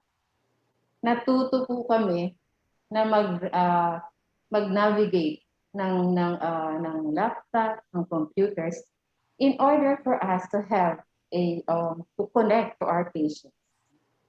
So meron silang laptop sa ward, meron kami, and then we connect to their families outside, and then we connect them together. And that is also katulad ng sinabanggit ni Director Gabuya, electronic case management in a way. We were able to connect them despite the difficulties, despite yung mga bawal lumapit, bawal ang ganito. We were able to connect these people, the patient and their families outside, even children. You know, napakahirap po na makinig sa mga pasyente habang sila ay nag-uusap. Naandyan yung napaka-lungkot, napakasaya. Marami din masaya, pero mas marami ang nakakalungkot. Because hindi namin alam, after that situation, after that session with the family, the next day when we follow up, patients are back. So napakalungkot. So all those experiences, all those scenarios, lahat yan ay na-absorb natin, social workers, especially as social workers in the hospital, lahat ng mga bagay nila ay absorb na damang-damang because narito pa mismo nakalupit ka sa pagdalinga sa mga pasyente. Yan. So anong dapat natin gawin? Kailangan din natin ingatan ang ating sarili. That's social distance. When we go home, see to it, na you don't touch muna any members of your family unless nakaligo ka. Can you imagine, maghapon kami na naka-rubber shoes. Pagdating mo sa bahay, in a matter of minutes, maliligo ka na because you cannot touch any one of them. Kailangan alisin mo yung mga damit mo, alisin mo yung mga ginamit mo while you're in the hospital because of the fear na baka mamaya sila ay pero kinailangan namin ma-survive ito. Kinailangan daanan ng lahat ng mga tao sa lalo na kami na nangangalaga. So I'd like to share na merong mga like kanina, nabanggit kanina ni attorney, may mga crimes pa rin and really the crimes that did not stop dahil merong pandemya. Yes, that's true. Marami pa rin po kami mga kaso ng mga abuse. Mga violence against women until now, maski meron ng pandemya. And that is a challenge for us. Malaking bagay na nandyan ang ating mga kapatid na social workers sa ibang agensya, the DSWD, those LGBT, because kami ay hindi na kinakailangan bumaba sa community. We make use of coordination. Ngayon, mas lalong pinalakas yung pagtawag sa telepono. Naalala ko noon, kapag nakita ko ang isang social worker namin na may hawak na cellphone, pinagagalitan namin. You're not supposed to use your cellphone when you're at work. But this time, you are required to have a cellphone because you need to connect using your phone. Ganun po ang mga pagbabago na nangyari. Brought about by this. And balikan ko yung pag-connect so using the laptops, the cell phones and other tawag nito, mga kagamitan para makakonect sa kanila. Yung pong mga matatanda, yung pong mga elders namin who were not used to navigating these technologies, learned. Kailangan kasi natin yun. Learn how to do it para makakonect sa person. So how do we cope during COVID time? Yan, madami yan. Isa-isahin natin. Andyan. Hindi na natin isa-isahin pala because it's in the interest of time. We have the relaxation. Kailangan bilang social worker, mag-relax naman din tayo. Kasi nakakapagod talaga na nakababad sa hospital ang isang. Mag-meditate. I know some of our staff here do yoga, do meditation, and even some do aerobic exercise. Also, they turn to music, reading, and then installation of hope, very strong ito. And then conversion of negativities into positive thinking. And doing creative activities. Alam niyo po, dahil sa COVID, marami po yung nagkaroon din ng mga trabaho. Maaring marami ang nawalan, pero marami din ang nagtatrabaho. Bakit? Itong face mask na ginagamit ko, before ang ginagamit namin ay yung mga cloth mask. And many were able to utilize yung kanilang talento, yung kanilang skills, paano gumawa ng face mask. Kaya lang this time, because of the surge ng COVID, hindi natin siya hindi ito ang ganito. Dati po ang ginagamit namin ay plain surgical mask. But with the surge of COVID, we have to resort to KN95 because nung dati po, isa na lang ang ward namin na merong COVID. Ngayon po, 3 na at mas dumadami pa hanggang meron na kami sa floor na in-identify as additional beds for more patients treated with COVID. Ayan. So, parte ng mga coping natin, yung nasa bahay na lang kasi tayo. So, may staff ako dyan. Alam po, gumagawa siya ng kimchi rice. Tapos, yun yung binibenta, yung among the staff. So, for a while, nakaka-release din naman ito ng nakaka-active din ito ng ating mga sarili. Na meron tayong napaglalaanan ng ibang activities natin because we cannot go out, we cannot do yung dati natin gawain paggala. Yung mga gala girls namin, so wala na, hindi na makagala because of the pandemic.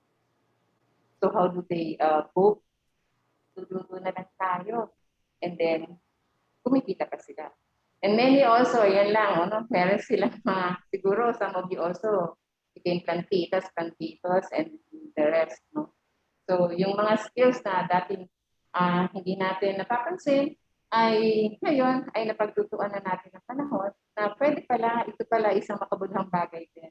And that also help us also as social workers na maging mas magkaroon ng paniniwala sa sarili natin na nakakatulong na maging matatag tayo.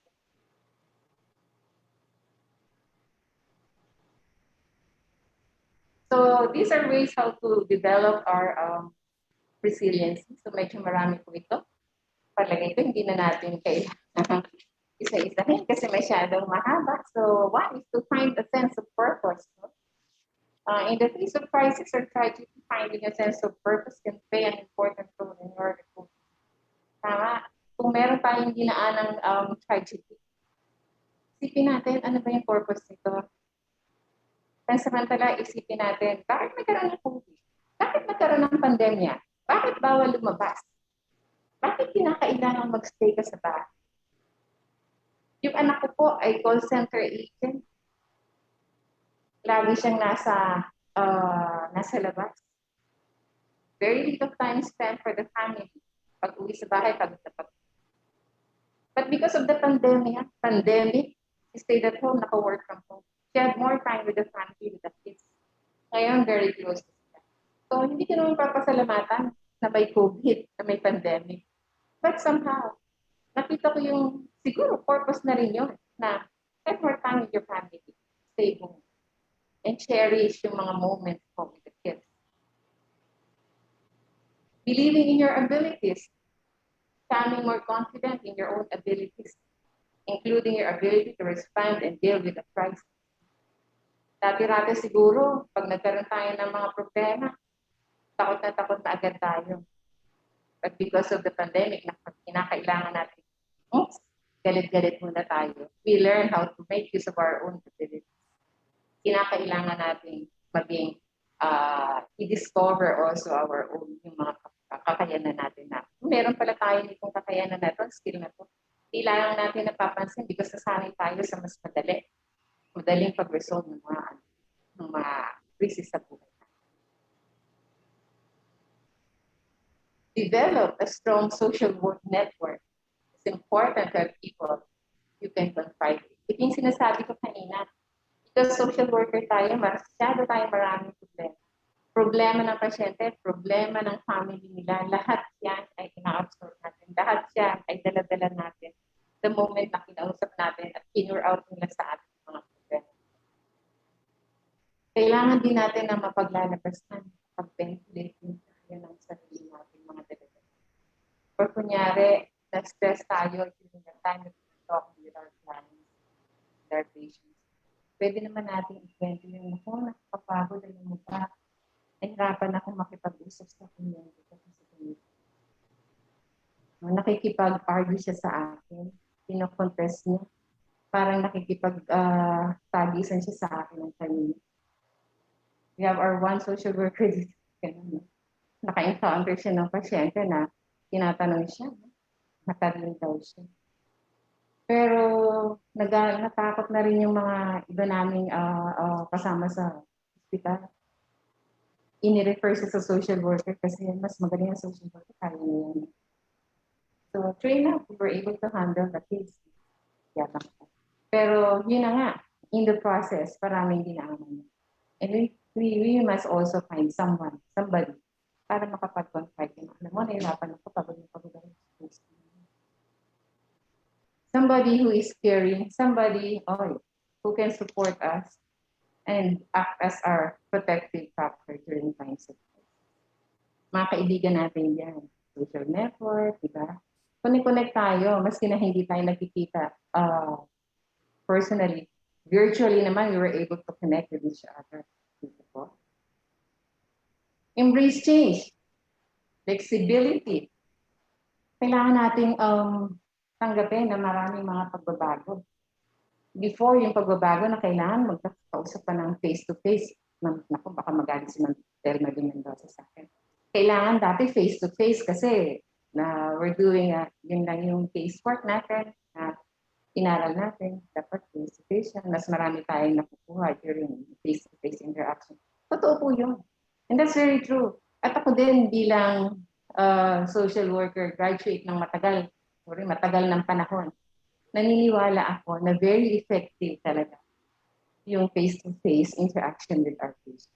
This time, ang ginagawa namin, yung bago, tawagan mo sa telepono.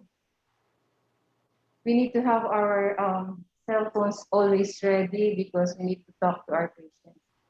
Pero minsan nakakaduda because they can always say something na maaaring hindi totoo. Hindi ko sinabing nagsisinungaling. Pero skill natin yan, di ba po, bilang social worker na we read between the lines, we observe kung ano yung mga body language that they have, anong ginagawa ng kamay, nanginginig ba yan, ikot ba yan, and we look through the eyes. Pero sa telepono, wala tayong gano'n. Pwede mo bang sabihin, look through the voice? Diba hindi? Pero minsan, pwede mo rin pakinggan, nanginginig ba yung boses niya. Pero maraming iba dahilan yun. So we miss those, no? But we have to embrace change, sabi niya. Siguro later on, hindi lang yung pagtawag, but later on siguro, we can make more mga pagbabago para mas maging useful sa atin yung ganong pamamaraan ng pag-manage ng ating kaso ng mga. We were lucky here in the hospital because nandyan lang sila sa ward yung mga pasyente namin. By using the laptop, the computers, we were able to see them. And may mga nurses na nakabantay sa kanila. So we were able to check on, tama po ba ang sinasabi niya? Ano po bang ginagawa niya? So we really have to partner with the nurses in that ward. So kailangan magkatulong kami. We work as a team. Be optimistic. So maaaring yung mga difficulties na na-encounter natin ay meron niyang ibig sabihin for us. Hindi natin kailangan tignan ito ng pangit, masama, o negative. We have to remain hopeful and positive about brighter future. Kailangan maunawaan natin na hindi naman permanente itong itong ganitong kalagayan. Itong pandemic na ito, hindi naman ito permanent. After a while, hindi ko lang alam, baka 48 years, hindi naman sana. After a while, pwede rin itong magdulot ng magandang resulta. Like the vaccines. Right now, marami ang takot sa vaccines. Even us in the hospitals, marami po ang takot magpa-vaccine. Pero we need to have that. Required ang mga frontliners, especially those in the hospital, in the medical setting, to have that. Because that is our protection. Hindi man protection sa sarili mo, protection mo para sa pamilya mo, with whom you're going home after your work. So, hindi ito permanente. Sabi nga, wag natin itong tambayan, kailangan mag-move on tayo. Pangit na hindi pwedeng dyan tayo nakatambay. Yeah. We have also to nurture ourselves. No? Minsan-minsan, spoilin naman natin yung sarili natin. Kung gusto natin medyo lumabas for a while, sobra lang na kailangan natin mag-ingat. Sabi nga kasi, dito, losing your appetite, ignoring exercise, and not getting enough sleep, our own common reaction of a crisis. So, kailangan alagaan din natin ang sarili natin. Kung feel mo medyo mag-relax, get the Netflix, maghapon.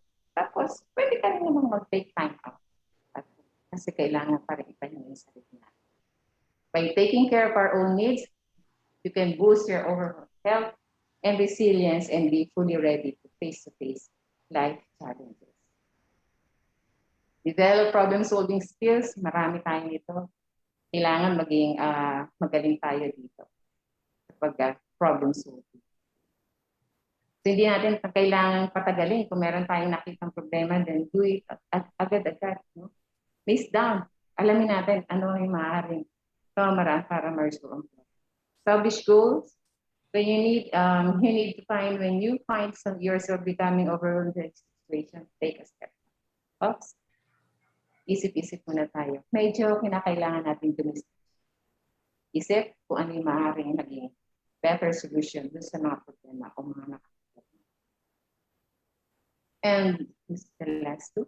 Take action. No? Active solutions will also help feel more in control rather than just waiting for things to happen. Kailangan maging proactive po tayo. Kailangan ma-establish natin yung goals natin. At kailangan kumilos. Keep working on your skills.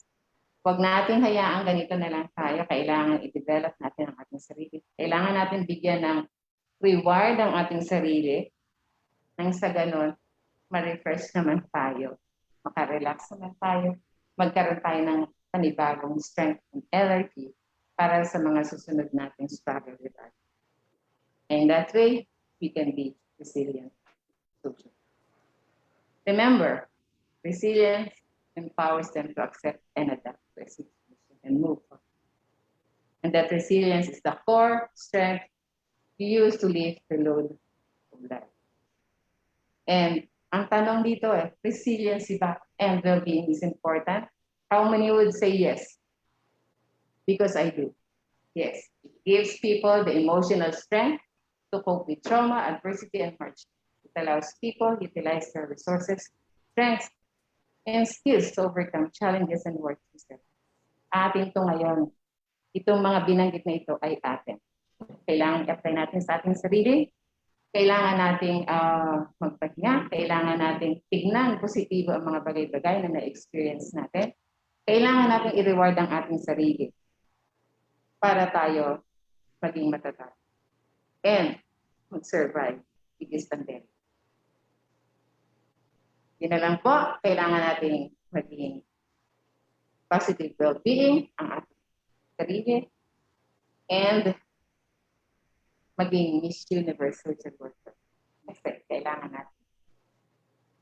And to end, this is March and Social Work Month. kailangan natin pasalamatan ng ating mga sarili because we are social workers.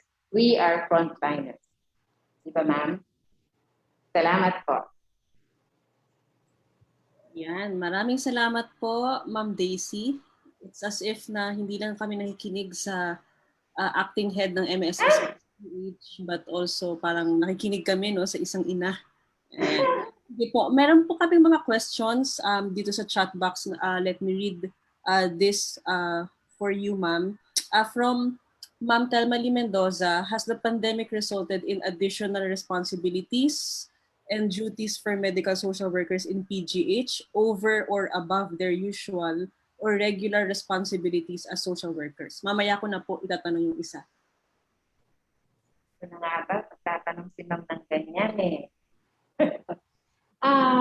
Actually, totoo na nadagdagan ng more responsibilities yung panahon ng pandemic because medyo mahirap yung sitwasyon compared to the usual situation that we have here. Napakadali kung walang pandemya.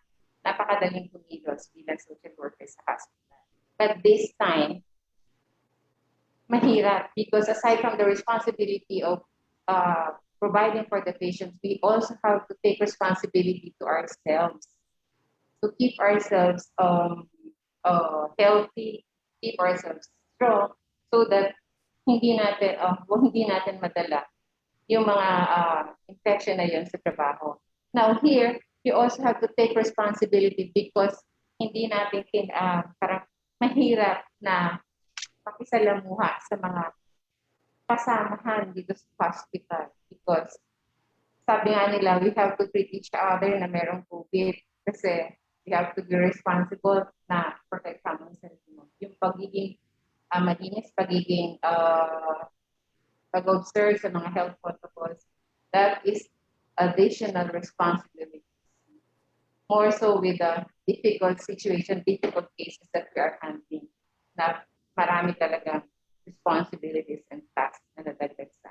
Imagine mo, mag-navigate ka ng laptop, patanda na nung iba sa amin, Ma'am Telva, patatanda na po yung iba, napakahirap po talaga mag-learn. No? Pero we did. We were able to survive. Nagawa po namin. Alright. Ma'am Daisy, follow-up question po from Assistant Professor Florence Pasos. Bilang isang social work supervisor po, ano ang naging implications ng pagbabago ng work arrangements, content at environment ng mga frontline social workers sa PGH? Yan, sa supervisory relationships at ano ang naging adjustments ninyo along this line to contribute to the resilience of the social workers? Yung pagiging supervisor, dati-dati, kailangan mo lang tignan how do they manage the cases. Paano sila makitungo sa mga pasyente, paano nila hinahandle yung mga problema ng mga pasyente. But this time, hindi. We also have to look into yung well-being ng staff because while doing the social work, while managing their cases, as social worker, we also have to be responsible and looking into the health and the physical and mental health of our staff kasi sabi ko nga, paano natin masisibihan yung mga pasyente kung tayo mismo ay may sakit, kung tayo mismo ay may sakit. So, responsibility mo pa rin yun to look at the health of every individual, every staff that we have. Now, with regards to case management, napakahirap po kasi yun na nga, ang means lang namin right now is that using the telephone, using our cell phones, using our laptops.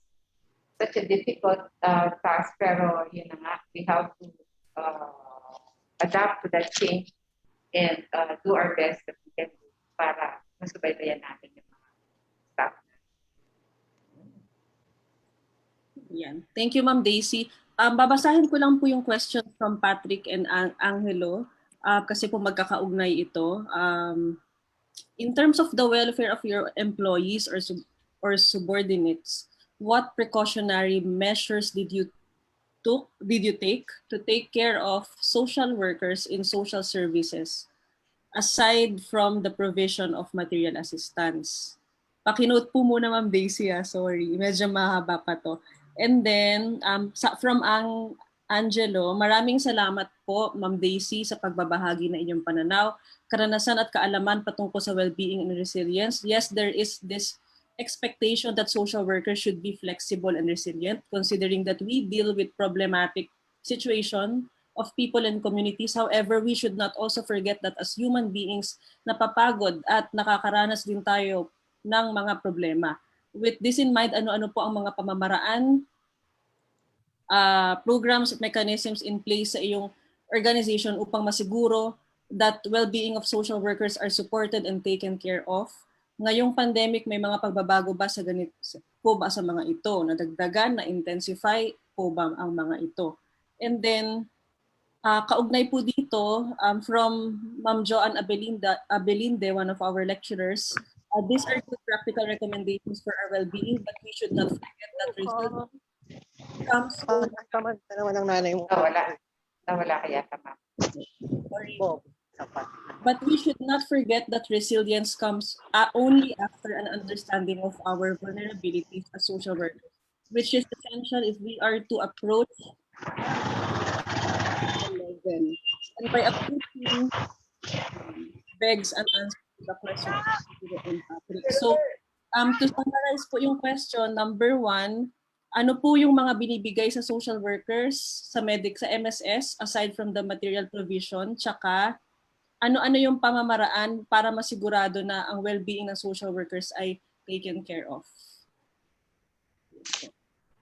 Kaawayan ako ng and binibigay aside from the material. Kanina may nabanggit, totoo yun, yung material na aspeto, itong mga gamit namin, of course, yung mga protective needs, the gadgets that we use while we are in the hospital, those are the material na provisions. Kanina meron ako nadinig kay Attorney Yakayon with regards to hazard.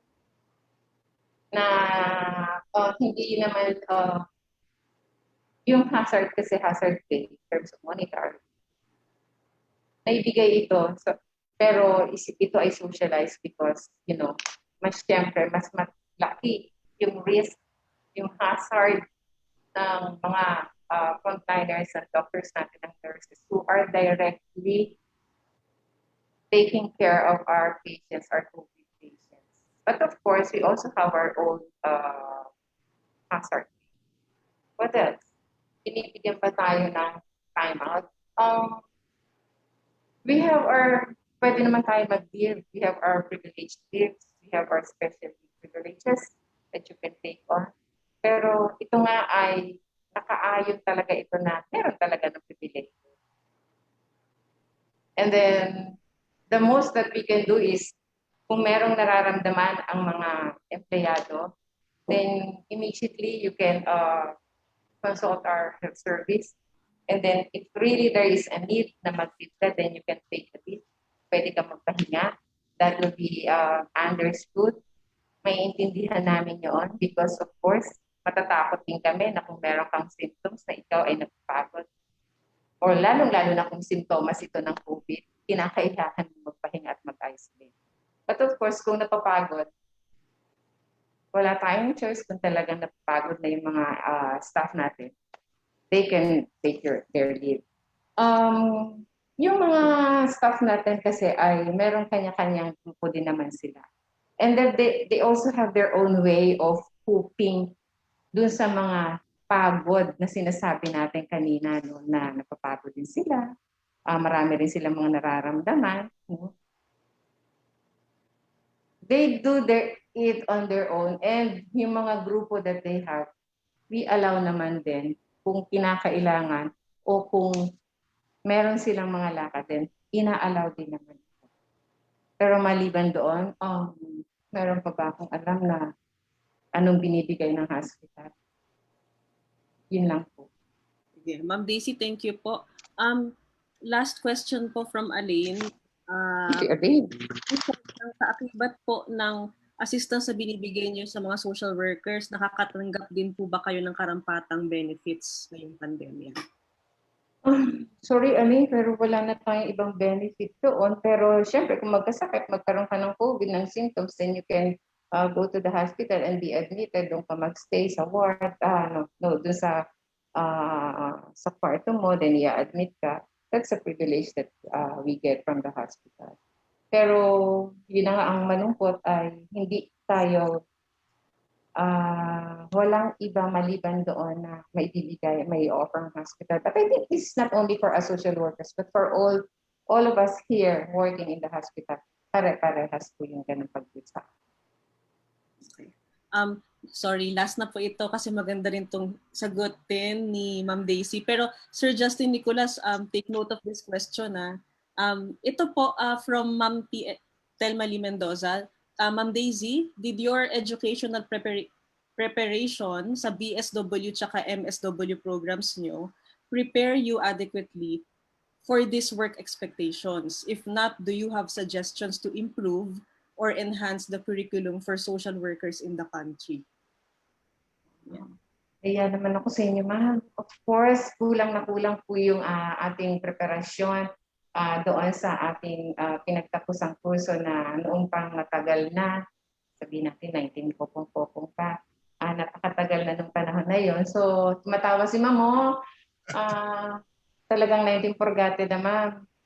Kinakailangan talagang dagdagan na yung kaalaman natin because araw-araw maraming nababago, araw-araw mayroong mga nadadagdag na mga pagbabago lalo na sa usapin ng edukasyon.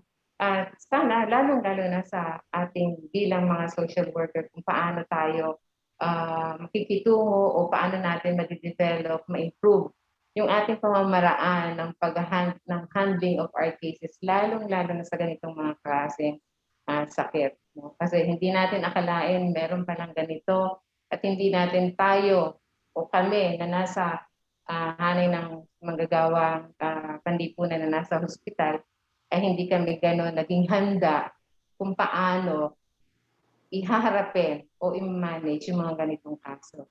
Kaya nga binanggit ko kanina, ma'am, na yung face-to-face encounter with our patients, nawala po yun, ma'am. Yung face-to-face, maaaring face-to-face kasi kaharap ko yung laptop. But that personal na face-to-face interaction encounter with our patients, nawala po yun dito sa panahon ng pandemya. So siguro, if we can find other ways para ma-improve, mas mapagaling natin kung paano tayo mag-handle, malaking bagay po yun na makakatulong sa ating mga future social workers po. Yung siguro pag-identify, ano pa yung mga dapat nating i-develop o idagdag sa curriculum. Noon pa namin ito, ma'am, sinasabi, ma'am, na part ako ng AMSOP, na siguro dapat meron ding specialization. Like the doctors ba, ma'am? Na yung maging specialized ka sa hospital, specialized ka sa court, sana magkaroon din ng ganoon sa curriculum natin para sa mga susunod na henerasyon. Na talagang nakatutok, ano ba ang isang social worker sa gitna ng hospital setting? Ano yung mga ginagawa niya? Na unique, kakaiba, dun sa social worker din naman na nasa isang court setting or nasa BSWP, yung gano'n. Sana magkaroon tayo ng ganyang specialization po. Yun lang, ma'am. Thank you, Ma'am Daisy.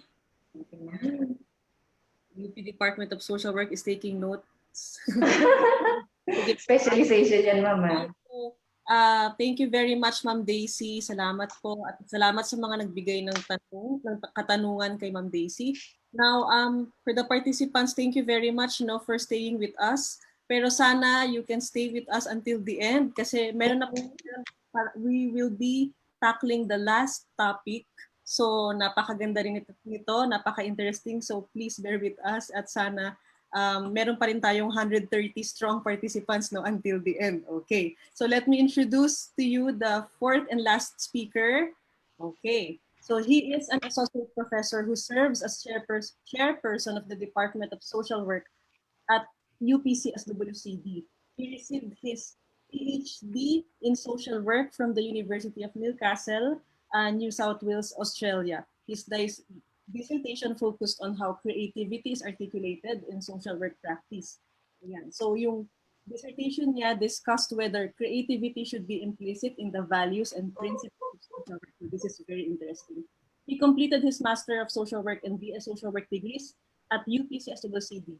Everyone, for the topic, Creating Social Work Knowledge and Innovation in COVID Response, I present to you Dr. Justin Francis Leon V. Nicolas. Go, Sir Justin.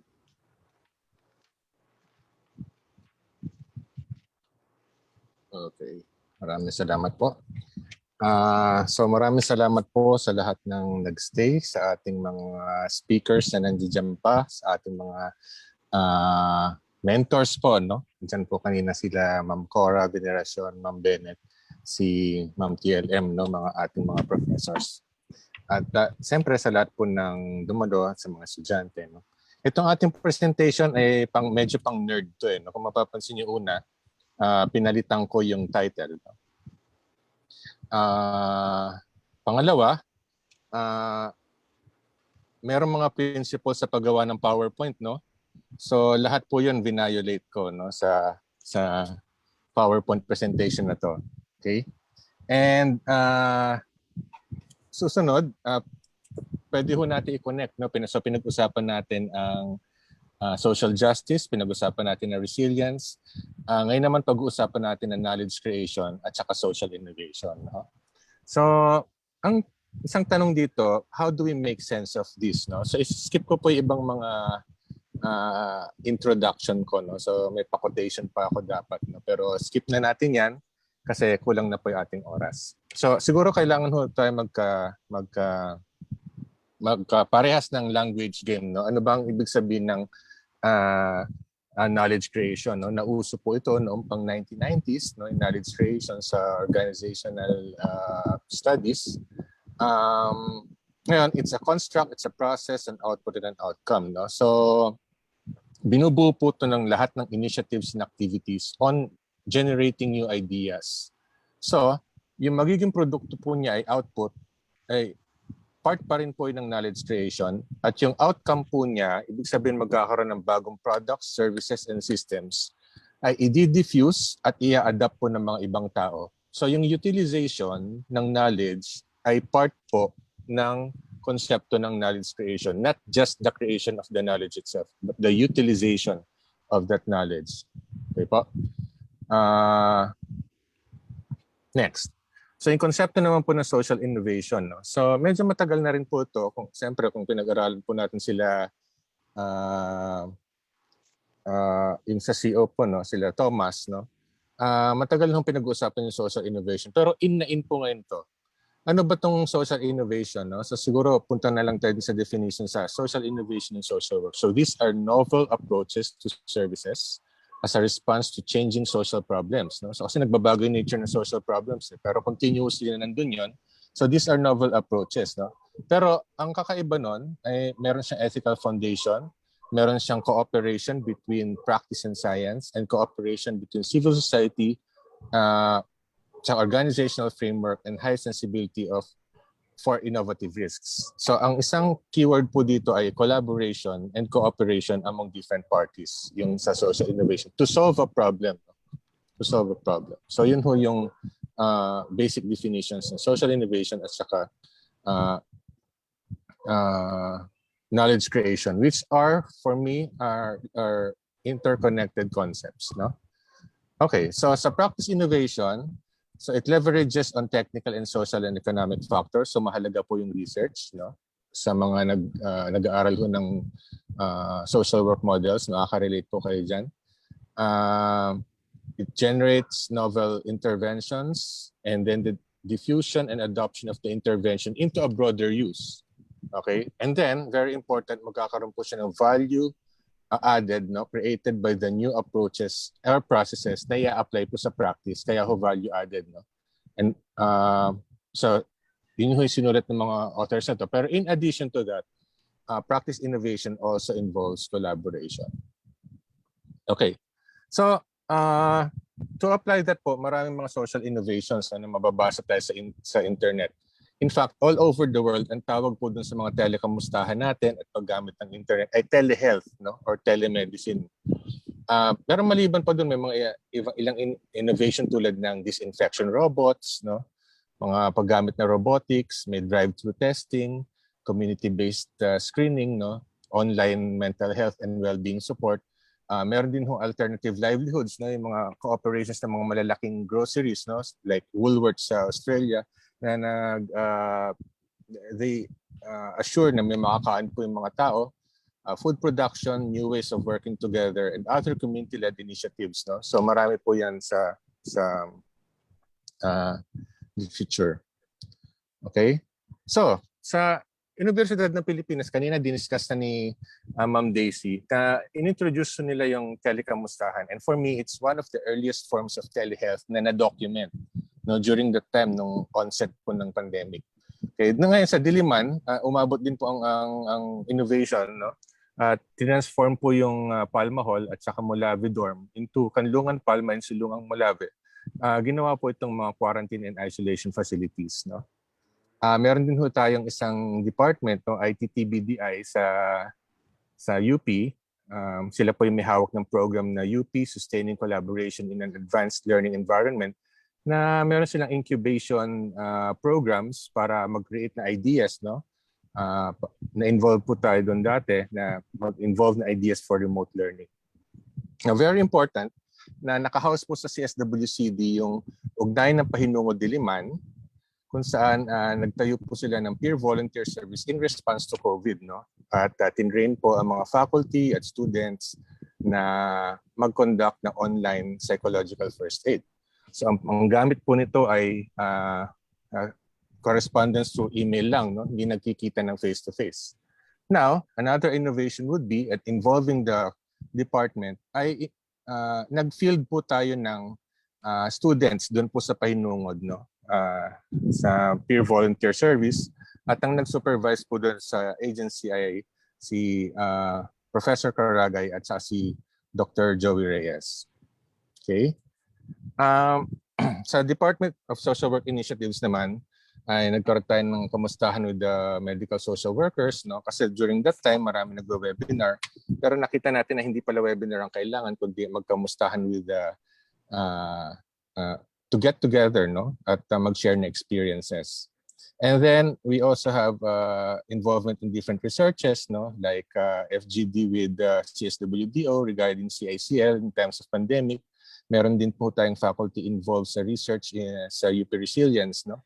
But more importantly, the faculty was involved in redesigning the field instruction program, no? Para magkaroon ng remote delivery. Ang atin pong field instruction coordinator ay ang ating moderator, no? Si Assistant Professor Glenny Sinaon, no? So dapat na partner kami dito sa presentation natin.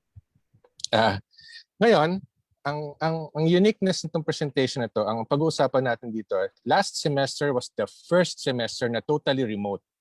Kasi the semester before that, partially meron pang face-to-face. So last semester was really the test, parang pilot testing talaga yon ng online, no, na field instruction. Okay? So, nagkaroon po tayo ng Social Work 150, yung undergrad course po sa social welfare setting. Meron din po sa master's na SW285 sa master's level social welfare setting. At meron din po sa SW286, which is the field instruction 2, na magpo-propose po ng model ang isang MSW student sa isang agency. At ang maging mga partners natin ay Children's Rehabilitation Center, Center for Migrant Advocacy, NASWE United Registered Social Workers, Ugnayan ng Pahinungod, Cherry Mobile Foundation, Leonard Cheshire Disability Philippines, Grievance Division and DSWD, Parenting Foundation Philippines, COSE, CSWDO ng Baliwag, at CHR, no, Commission on Human Rights.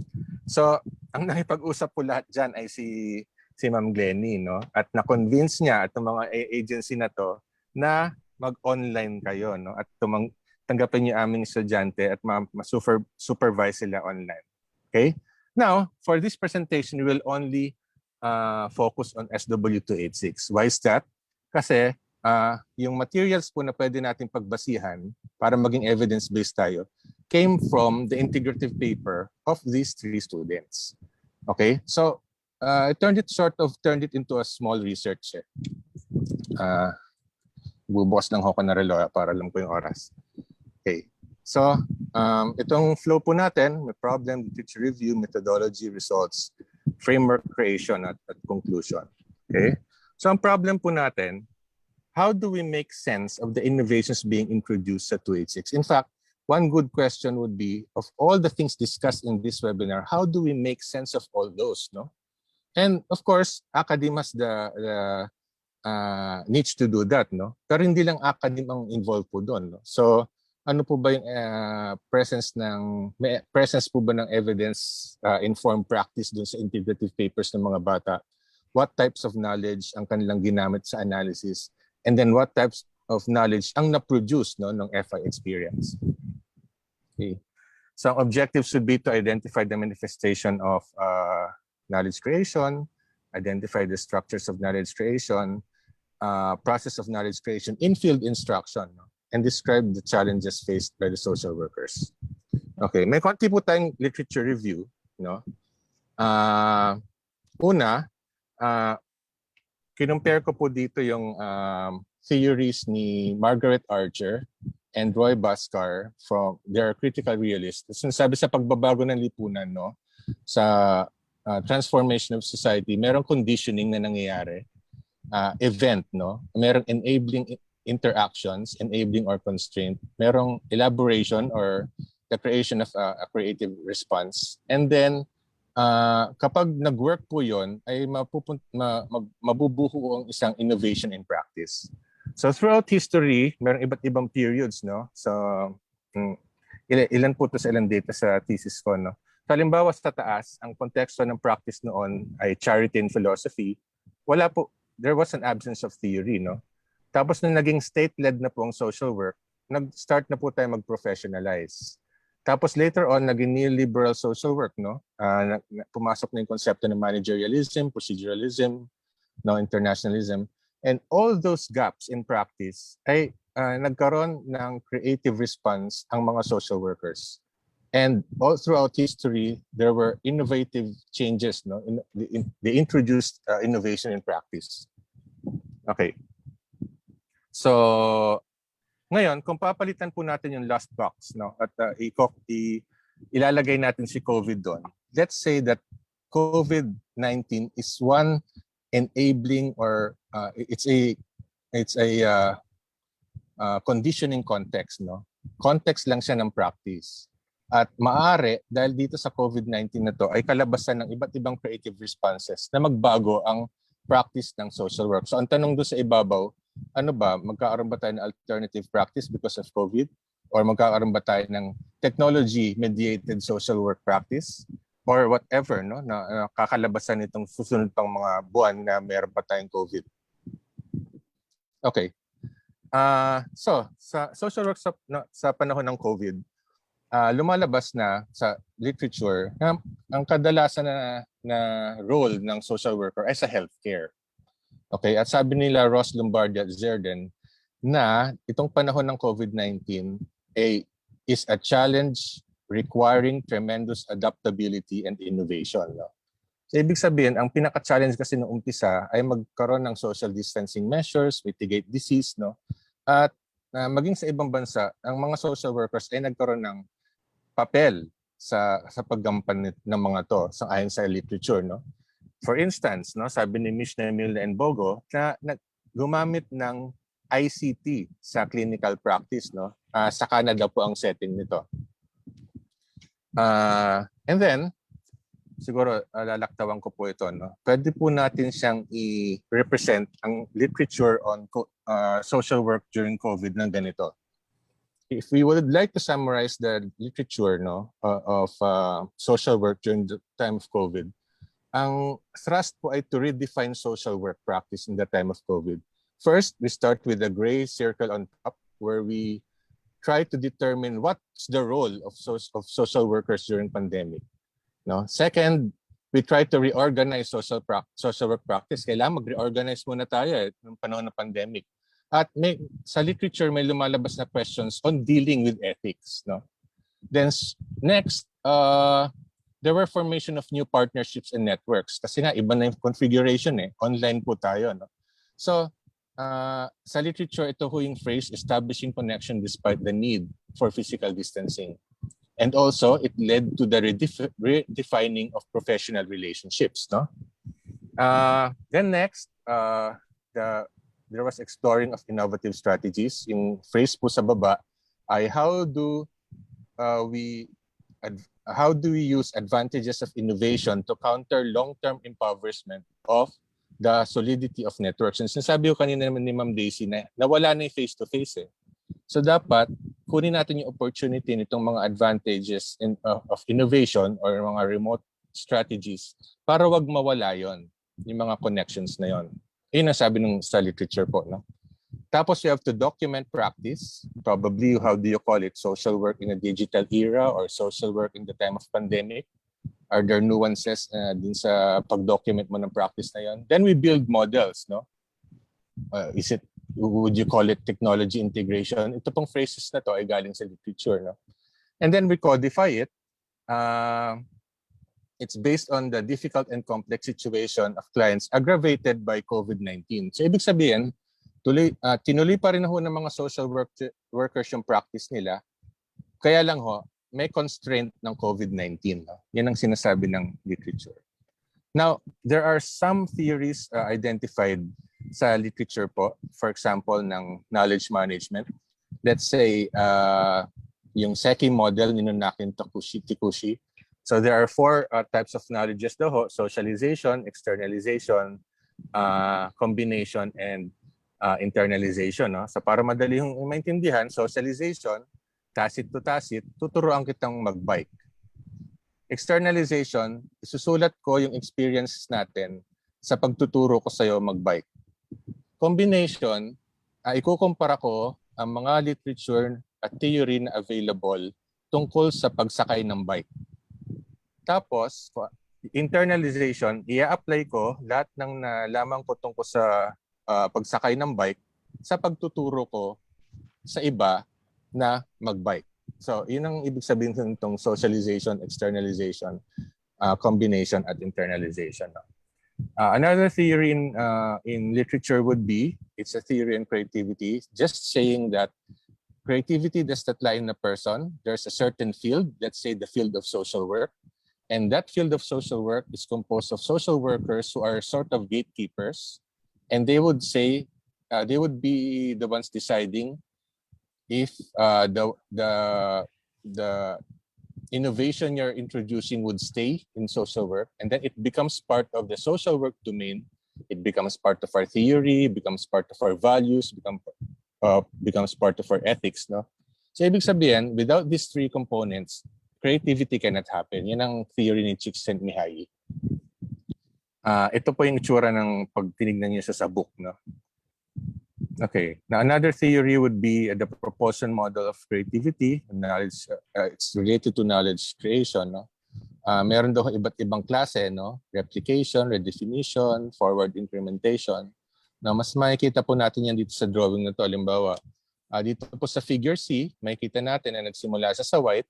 Tapos meron siyang specific direction. No? Doon sa figure D, advanced forward incrementation, napaabot niyo ho siya sa kanyang direction na gustong abutin, pero mas mabilis. Ibig sabihin, meron kang inintroduce na bagong idea, kaya mas bumilis yun. No? Pwede naman ding redirection. No? Nagsimula ka sa isang bagay, pero sa ibang direction mo dinala yung social work. No?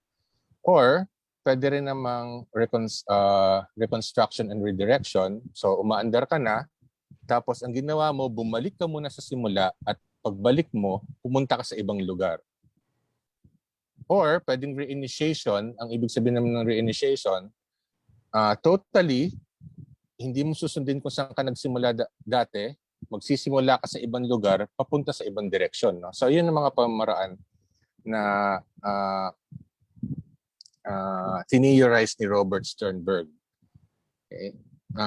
Meron akong article na diniscuss po itong mga to in part. No? So pwede niyo po siyang i-download kung interested po kayo.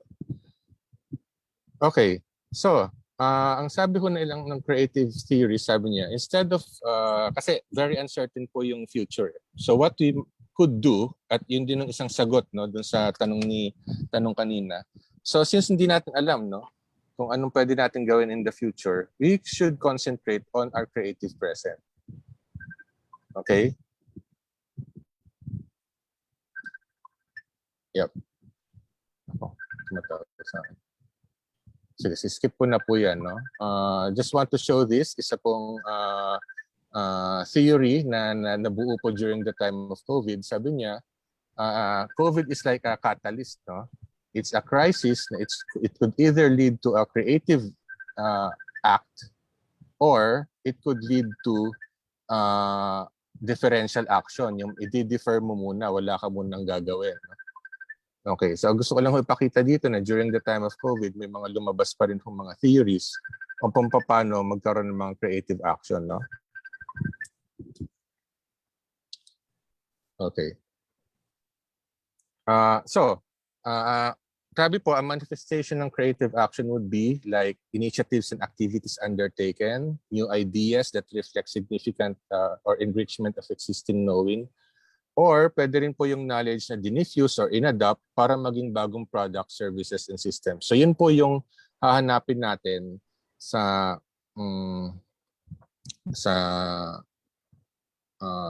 pag-examine natin ng mga integrative papers. No? So siguro skip ko na po lahat yan muna. No? Puro theories lang yan. No? So, okay. So ang hahanapin po natin ay identify manifestations, sinabi na natin kanina yan, of knowledge creation, structures, processes, and ano po ba yung challenges na face ng social workers. No?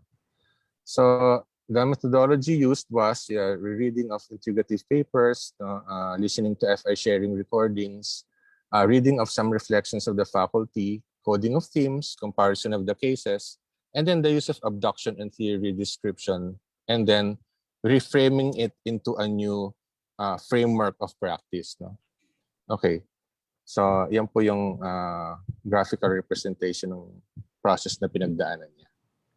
Okay, so sa results po, nag-compare ho tayo ng tatlong papers na yung isa nag-discuss ng model on foster care, isa on witness protection, at isa ay tungkol sa teenage mothers. No? Ang importante po siguro dito ay yung nature ng placement. No? Kasi very important na dalawa sa kanila ay work-study scheme. So very madali nilang na-navigate yung kanilang way into the system kasi it was a work-study scheme. No? Yung kay student K naman, she was working with a partner agency working closely with the agency where she works. No? So yun ho yung nuances nitong tatlo. Kasi 5 ho sana sila pero 3 lang yung papers na available no? During the time of reading. Okay? So na-identify po nilang problem, una, mostly on capacity building. Kulang yung mga kin carers ng capacity to perform their role. Yun naman pong kay student I ay kulang sa training sa pag-handle ng clients. And then yung huli ay ang na-identify niyang problem ay yung economic problem ng teenage mothers. No? Okay. Okay, so gumamit po sila ng iba't ibang theories. No? Sa theories, halos pare-pareso. No? Pero meron sila alternative tools na ginamit. Halimbawa, student K used Filipino view of kinship. Si student I ay gumamit ng UN good practices on witness protection. At si student I ay gumamit ng gender-based violence theories. No? And then, meron siya natanggap na knowledge from the organization. Halimbawa, policies on foster and kinship care, policies on witness protection, no? General situation ng teenage mothers na available to the local government. And then, they also received knowledge from the clients kasi ang ilan ho sa kanila ay nag-interview ng clients at diniscuss po nila yung mga cases dun po sa kanilang paper. Okay. So ito po yung mga insights no insights nila during pandemic. So during pandemic, it is a catalyst for you to explore innovative and adaptive strategies. No? Pero kay student I, it was more on may issues ho ng privacy and security dahil sa paggamit ng online na mga communication. No? Kasi witness protection ng kanilang pinag-uusapan. Dito naman kay student L, dati kasi may lumabas ng program on teenage mothers. Pero dahil ng pandemic, medyo naging less priority na po yun. Okay? And then, meron din hong ilang insights on field instruction. Halimbawa, naging challenge so yung juggling from work from home, naging challenge po yung logistics sa communication, no? Yung mga kliyente nila ay walang gadgets, walang internet connectivity. And then, si Student L naman, sabi niya ay mahirap mag-adapt sa new normal, no? Kasi yung mahirap mag-data gathering sa agency. Okay. So, nilagay ko sa in vivo yung tatlong reports at yan ang lumabas na sa word count, no? Nag-word count po ako. Pag ginawa niyo naman generalized, ang lumabas na words ay relatives at saka activities. Pero hindi yun ang exciting find, no? Exciting find na among the 3 papers, walang mention gaano ng COVID-19. They did not mention COVID-19 at all, no? Isang paper lang nag-mention nun. Yung iba, minention nila ay new normal. Okay? So, ito nga pala ay some of the reflections given by the faculty. Sinasabi nila na yes, advantageous ang paggamit ng virtual methodologies, but there are also risks and it should be available for all. And then social welfare agencies should invest in resources for these gadgets for their clients. No? Okay. Nagbigay rin ng ilang reflections ang isang faculty supervisor. Okay. So, yun nga sinasabi ko kanina na COVID-19 was not really the topic of their intervention. It just so happened na their intervention happened during the time of COVID. So it was not COVID-related at all. However, COVID-19 was an aggravating situation for their clients and caused complications. Okay? And then third, COVID-19 posed problems in communication. Dati kasi face-to-face yan eh. So ngayon, mahirap mag-connect, mahirap mag-communicate with the client, mahirap ang service delivery. And all these were constraints because of COVID-19. No? Okay, and then there are also health protocols and restrictions, no, that were challenges for the social workers. Now,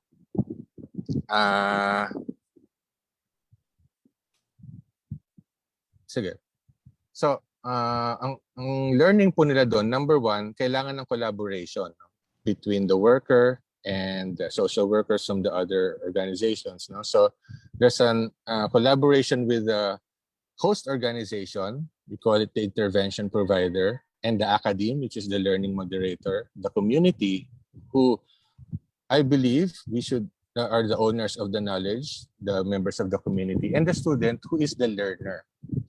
Okay, so these components suggest a knowledge creation system, no, approach of learning.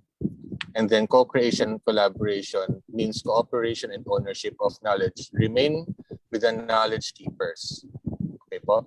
So para ma-visualize po natin yon. So kanina di ba meron tayong sample lang po to, no? Ito ay sample lang how we could do it. It's not the only way of doing it. So ito yung theory natin kanina, no, on systems model of creativity. So we could change the field into the social work field and then the domain to the social work domain, no? And then we could identify na part of the field would be the social work school and the social work agency. And then, ang kulang po kasi dito sa ano na to, sa theory na to, ay wala yung client, no? Kung matatandaan niya si Pincus in Minahan, there were 4 systems and part of the 4 systems is the client system. So inadapt ko po yan dyan to be part of the theoretical redescription. Okay? And then, ang context po natin ay yung COVID-19. And based on that, the context of COVID-19, nagkaroon po tayo ng redesign, nagkaroon ng remote learning, and then ang system po ngayon sa FI ay nagkaroon ng technology-mediated engagement. Okay po. Now, medyo magulo po to kasi nakapatong pa siya doon sa doon sa theory, no. So pwede mo siyang i-reframe, no, na ganito po, the knowledge creation systems and social work field instruction is composed of the social work partner agency, the community, and the academe. And the actors involved are the social work supervisor, the faculty supervisor, the social work educator, no, the social work student, and the client. Now, saan po pumapasok yung COVID doon, no? So the COVID-19, based on the 3 papers, were just constraints, just for this specific papers, no? Pero it may not be true, no? For sa iba, baka maging COVID-related ang kanilang mga papers, no?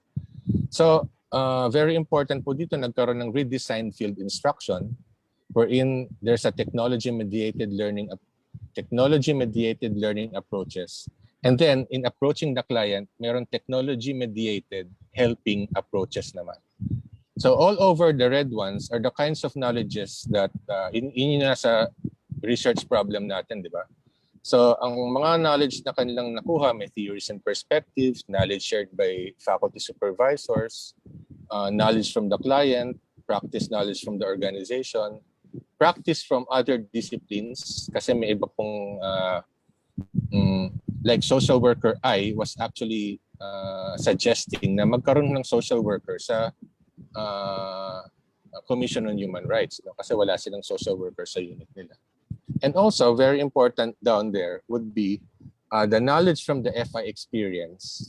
At yung context po natin dito sa kabila, no, sa left side, the evolving knowledge from, from COVID-19. And so this is just an example of how you could make sense of meron yata, sabi ni Ma'am Yoli, meron yatang social worker sa CHR, no? Pero dun sa specific unit yata ng witness protection, nagsasuggest ng student na magkaroon pa yan ng dagdag na social worker. Parang gano'n, no? Thank you, Ma'am Yoli. Yun. Walang social worker sa witness protection program. Okay, so this is just one way to make sense, okay, of the innovations that were recorded by our students, no, sa academe.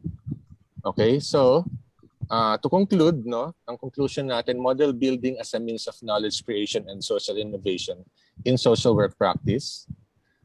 So model building po yung ating pamamaraan, no, para integrate po yung different knowledges na yon. Field instruction as a subfield for collaboration of practitioners in social work and other fields, and with the academe to internalize and codify practices in the field. Knowledge creation systems in field instruction involves utilization of knowledge from theory, wisdom from the clients, practice wisdom from the partner agencies and social work educators. Creativity in social work practice involves synthesized knowledge, synergy, and social action. No? Kinote ko po yun from my thesis before. And then finally, COVID-19 shocks are a catalyst for redefining social work practice and redesigning field instruction. So sample lang po to. Actually, ang reflection ko nga kanina, yung talk ni Ma'am Daisy, was already making sense of the experience sa PGH, no? How to build resilience, no? Okay, so dito naman sa academe, no? So kung mahilig kayo sa theory, this is also a way of how to make sense of what was going on in the field, no? Specifically dun sa field instruction program experience ng ating 3 estudyante. Okay, so that's it. Finished na po. Sensya na po, kailangan kong bilisan. Yan. Thank you very much, Sir Justin. Meron na po tayong mga natanggap na interesting questions. Pero unahin ko po muna na basahin ang question from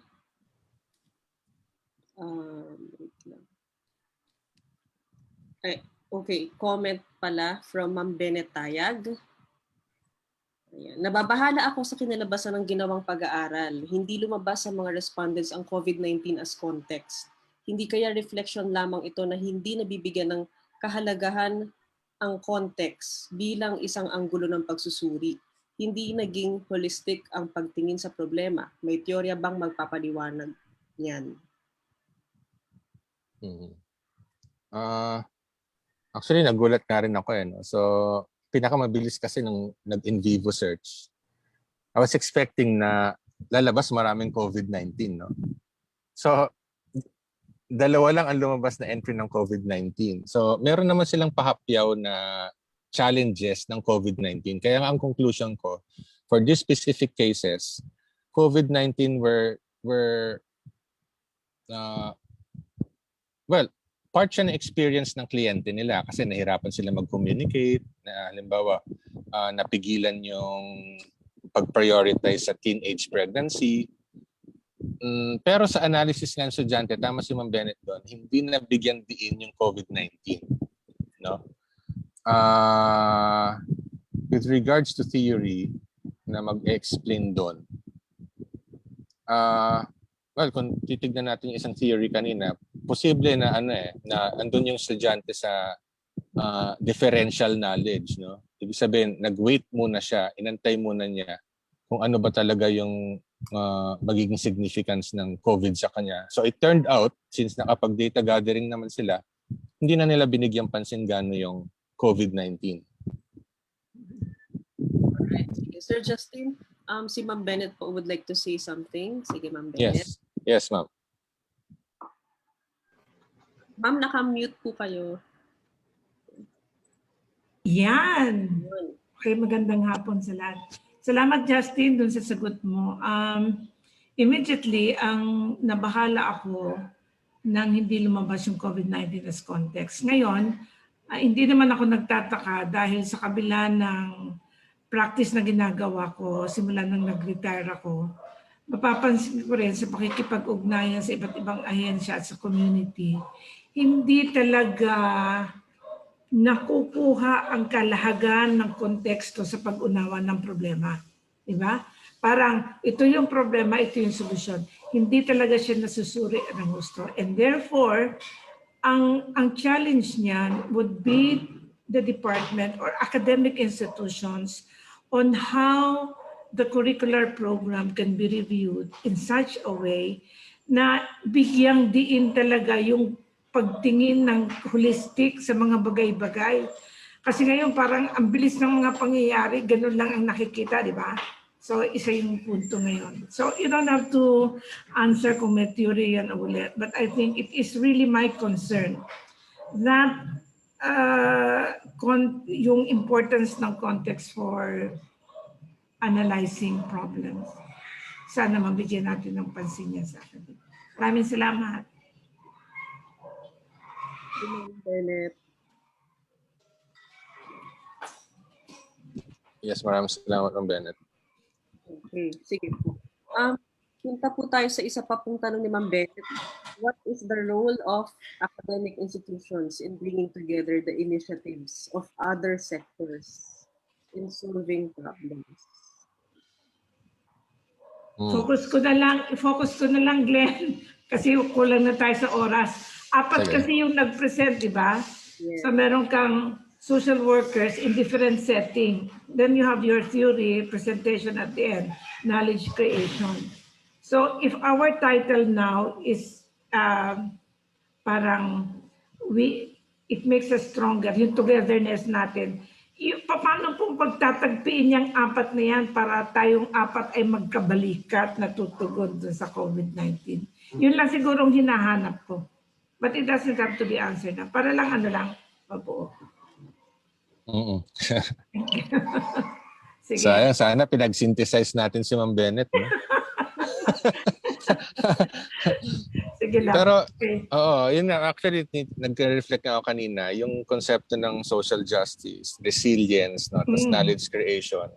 It's like buzzwords, no? And ano ba yung sa una? Direct. Yung sa una is more on welfare eh. Yung sa Pantawid, di ba? Oo, welfare, no? So, welfare yun eh. Actually, dahil nga ito, sample pa lang, pwedeng i-make sense mo tong apat na to eh, how they are connected, no? How they are connected. And how you could theorize and put it into yeah, sure. Part of your knowledge base, di ba? Doon ka kasi huhugot eh. Konkretong karanasan na yun. Okay, thank you, Justin. Thank you. Thank you, Glenn. Okay. Miss you, Ma'am Bennett. We miss you. Kasi nga yung models na identify from Sir Justin's presentation ay Comment yata si Sir Oscar. Not based on COVID eventualities. Yan. Okay, so punta po tayo sa question ni Ma'am Telma Lee Mendoza. Sabi niya, we need an entire day to understand the concept of knowledge creation. Ayan. So ang sabi ni Ma'am, it would be interesting to know your thoughts on number 1, electronic case management in the context of knowledge creation. And then second, Sir Justin, regular social work that is in the previous before COVID normal in the context or of knowledge creation. Okay. Well, ang main basis ko for that question would be sa literature, no? Number 1, some of the Western social workers are saying that telehealth is not at all inferior than face-to-face case management. Yun ang stand nila. Kasi so far, it is the way to communicate with the client and at the same time protect themselves, no, as workers. In fact, dun sa article ni Lena Dominelli, dahil ibang context ng ng practice doon, sabi niya, so you have to clean your cars, you have to disinfect your cars. Siyempre, doon may kotse lahat ng tao, no? Meaning, for now, practice has changed, no? Pero yung sinasabi ni Ma'am Telma na regular, kasi nga, yung sabi doon na we should take advantage of these innovations for now so that hindi natin mawawala yung connections natin when bumalik tayo sa normal, no, or the new normal pag nagkita-kita na ulit sa physical world, no. From that hint, no, dun sa literature, this is from Literature Review, although they're saying that it's not inferior, I think social workers were giving more value to the regular or the face-to-face social work, no, practice. And of course, hindi lahat ng social work ay electronic, no. Merong blended. Halimbawa sa community organizing, meron silang blended, nagmi-meeting sila. Bawa risotto, experience namin ni Glennie, no. May blended sila, nagmi-meeting sila through Zoom. Pero sabi ni Kabuts, no, yung isang kasama nila na nasa ilalim ng bridge na walang cellphone at walang signal, kailangan nilang puntahan physically. So, hindi siya totally electronic eh. May kailangan pa rin talaga na merong physical. And I think meron talaga mga social workers na involved pa rin talaga sa physical contact with the clients. Hindi ko alam kung nasagot ko yung tanong na. Nakatakutan talaga namin yung tanong ni Ma'am Telma. Ma'am TLM, meron po ba kayong gustong sabihin? Or... Can you hear me? Yes, ma'am. Okay lang. Okay, thank you, Justin. Actually, nung binabasa ko lahat yung present mo, hindi ko kayang intindihin ito for how many minutes, 10, 15 minutes. Kailangan to maghapon mo yain. Kung hindi, magkaka-indigestion ako. You know, pero so, nung iniisip ko, ang gamit ninyo ngayon ay yung presentation for field instruction, right? Parang na binavalidate ninyo yung gamit yung knowledge creation sa field instruction. So dapat na gamitin na talaga. While COVID is here, talagang gamitin para ma-validate talaga yung theory. Pero iniisip ko, social work to me is really, I think yung micro practice, which is really the primary work of social work, even if we engage in macro practice, etc. Pero talagang micro ang primary role ng social work, hindi ba? Face-to-face helping, face-to-face problem solving with peoples, individuals, groups, and communities. So, ano ngayon ang pwedeng gawin when we finally go back to the normal, before the COVID period, before the pandemic period? Ano ang paano gagamitin sa konteksto ng present mong knowledge creation? Yun ang aking interest right now, because hindi ko kasi matanggap, na ganito na lang tayo, lagi na lang tayong puro online. I really cannot imagine social work na magiging online na lang, magiging even counseling, we're enriching the content of counseling as way of helping people in social work practice, hindi ko ma-imagine how you can do counseling really effectively without a face-to-face interaction with client. I think kanina nabanggit yun, hindi ba? Paano makikita yung mukha ng client? Pwedeng pinasa niya yung telepono sa katabi niya dahil hindi na masagot yung tanong ng social worker, hindi na siya yon. Yung mga ganon. So I'm really, I need to be persuaded yet about the being equal yung online case management, electronic case management, at saka yung face-to-face helping problem solving with people. So yun ang aking, para bang, oh my gosh, paano na ba itong social work? Paano na ba gagawin ito kung electronic na? Paano kang tutulong sa tao, you know? You have to work with people. You have to see how are their feelings manifested on their facial expression. You know, tayo tinitingnan natin yung kamay niya, nagpe-piano siya sa kanyang lap because nininervyos siya. Binababa niya yung kanyang tingin dahil alam niya nagsisinungaling siya. You know, you cannot catch all of that on the telephone or on appliances. So, ang iniisip ko ngayon, Justin, Dr. Justin, paano mo talagang gagamitin yung knowledge creation, you know, para makatulong sa what I hope will be the back to normal social work. Tama ba yung tanong ko? Magulo. Yun lang. Thank you. Hindi ko alam kung kaya na natin sagutin ngayon yun, no? Nga siguro. May thoughts na lang. Pero well, yeah. Of course, the least that we could do, sabi nga ng mga ng theorists na ano, no, we could work on our creative present. So at the present, we could document our experiences and then bring the social workers together and kasi hindi naman kaya na academic talaga yun mag-isa, no? So talagang from practice manggagaling yung knowledge na yon. And then halimbawa, sinasabi ni Ma'am Daisy kanina, no? I was thinking, baka pwede tayo magkaroon ng training for medical social workers, no? Or training for, yung sinasabi ni Ma'am Daisy kanina, specific training for that. And for you to do that, kailangan kunin mo yung context ng mga experiences nila ngayon, no? Pwede mo yun siyang kunin ngayon. Na halimbawa, how do you enter a clean room? How do you put your PPE, etc. Mga ganyan. So not necessarily electronic. Yes, ma'am. Can I have a minute, Glenny? Yes, si Glenny. I think very essential to yung concept ng knowledge creation is research. Di ba? Kailangan talaga research. I'll give you a very simple example. Yung principle of self-determination in social work practice. Di ba? I have been actually thinking about this, how to develop knowledge based on our use of self-determination in the Philippines. Kasi ito sa atin, sa Amerika, pag sinabing self-determination, talaga yung kliyente mo lang ang magde-decide kung anong gusto niya. Right?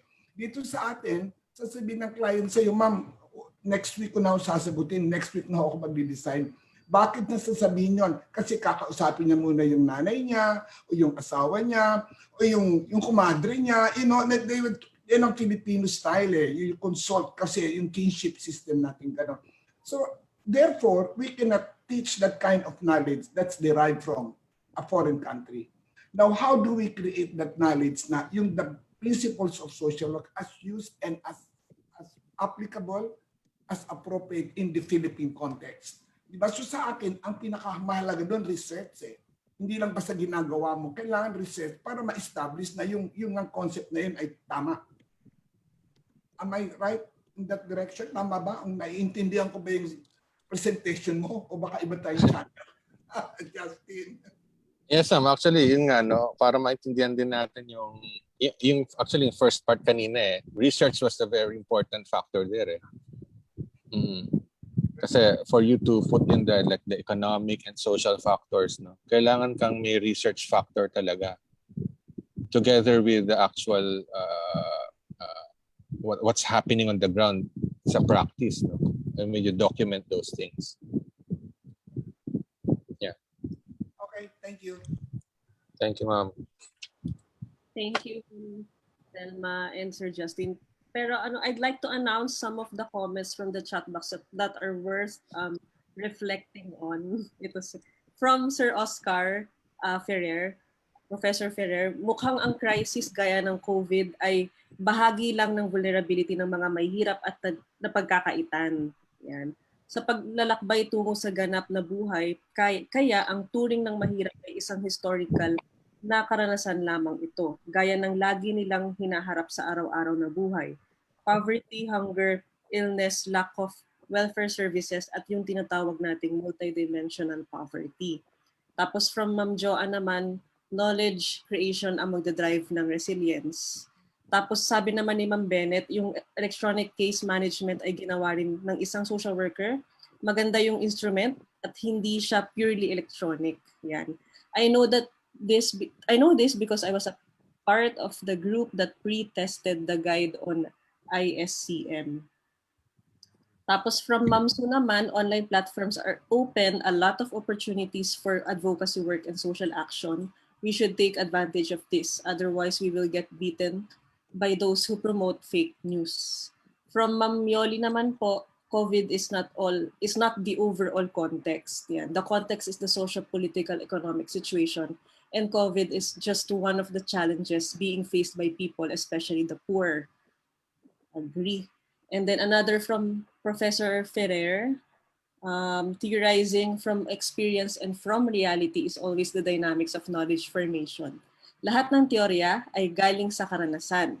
Kaya tama ang framework mo, Sir Justin, na itaas sa teorya, wisdom construct ang reality. We call this ideation. Ayan. Tapos, so Ma'am Bennett ulit, no question about the overall context para makita yan ng mga tao. Kailangan ng malalim na pag-aaral at pagmumulat sa kanila. From those in the academy, they surely have that perspectives, but for other people, they may see it otherwise. Kaya pagmumulat is very important. Ayan. Okay, so ayan. Sir Just, meron pa yung panghuling gustong sabihin? Ay, sir, sorry po. Pero meron pong maganda kasing tanong from the registration. Last na po talaga ito. Ito lang, with the pandemic as the context, how will the college, or specifically for the UP Department of Social Work, fare in the next 3 to 5 years? Baka mahagip na rin po ng panghuling mensahe ninyo, Sir Justin. Mm-hmm. Actually, we were saying that last sem was the first sem na totally remote. Okay. So imagine after 3 years kung lahat yun remote. So we after those 3 years, we could have gone conducted our classes na lahat ng estudyante yun, hindi man lang nag-field trip, hindi man lang nakapunta sa agency. So mukhang hindi yun ang tinitignan ng department. Although sinasabi ng ating faculty, 5 years pa yan maglalast. No? So within those 5 years, if you count from now, yung batch now, hanggang dun sa dulo na gumraduate sila, so totally iba na yung magiging shape ng social work dun. So, but I guess, hindi natin masasabi yun kung anong mangyayari sa next 3 years. Kasi, may vaccine na. And hopefully by 2022, 22 ba? O 22 ay nakabalik na tayo. At pag nag-ECQ na, may face-to-face classes na tayo. So, yun. Ang reflection ko lang kanina na kung magpapatuloy siya in the next 5 years, totally mag-iiba na yung profile na students natin. Kasi hindi man lang nila na-touch yung field. Kaya sabi ko sa students ko, sana next sem ay makabalik na tayo para makapag-field trip na kayo. Yan. Thank you, Sir Just. Ito po, sobrang pahabol na lang, anonymous sender. Sabi, handa na daw po ba ang mga social work students kung yung naging nakalagay dito pala, masasabi po ba talaga natin na handa ang mga estudyante pagkatapos ng online field work, kagaya ng kahandaan ng mga estudyanteng nag-face-to-face? Mm-hmm. So, siyempre, totally magkaibang experience yun. No? Yes. So, yung mga naka-experience dati ng face-to-face, hindi nila ma-experience ngayon yung yung online, no? Although baka sa trabaho nila, online din sila ngayon, di ba? Sa Western context, sabi natin kanina, they didn't find it inferior, no? Pero sa atin sa Pilipinas, iba ang profile ng clients natin at ng practice natin. Siguro kailangan natin talagang antayin yung makapag face-to-face tayo. Okay, marami ako nakikitang comment na na sana may second na, no, may kadugtong, sana may part 2 ito. Ano na ba tayo, mag-closing remarks? Sir, pa po, yung Meron pagpapakita pa. certificate of appreciation sa ating mga speakers. Sige. Let's thank all our speakers. Sige.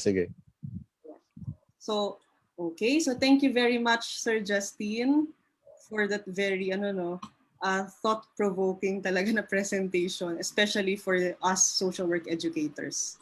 Ayan. Palakpakan po natin si Sir Justin. Alright.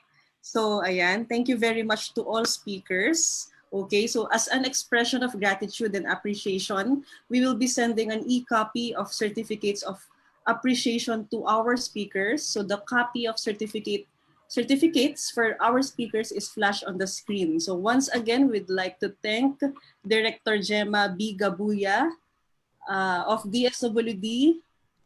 Hi, Ma'am Gemma. Thank you very much po. Nasaan ang certificate ni Ma'am Gemma? Ayan. Thanks, Jean. Okay, and we also would like to thank Attorney Maria Joy Karen Andraneda Filio. Thank you very much po, Ma'am Attorney Joy, for your discussion on the social justice response to the pandemic. Thank you po. Thank you. And then, Salamat din. Salamat. Thank you po, Ma'am Daisy Manlangit, Acting Head of MSS of PGH. Thank you very much, Ma'am Daisy. Thank you po for reminding us to take care of ourselves, of our well-being. Ayaw mag-share. Ayan. Wait. Okay. Hello, salamat. Sir Justin. Hi. Cora, ikaw magsalita. Cora, hello po.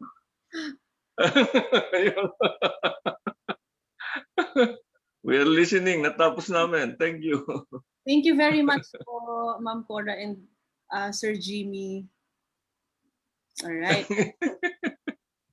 And again, thank you very much po. For the participants, electronic certificates will be issued to those who requested when they registered. So you will be receiving the certificate only when you are able to complete the 2-hour webinar. So strict ang ating organizing team. Okay, so again, thank you very much to all the speakers po. For the closing message, may I call our chairperson of the Department of Social Work, Sir Justin, again, to close our program, our webinar. Sige, sasabihin ko lang sana na record-breaking to, no. I think isang naka-uplift na feeling sa mga organizers na wow, nung registration pa lang 200 plus na yung nagre-register. Kanina 160 plus tayo, no.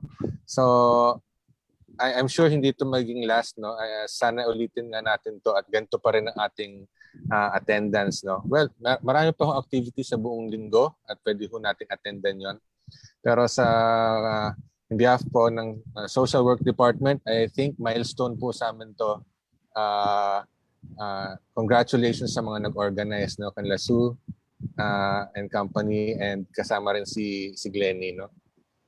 Okay, so maraming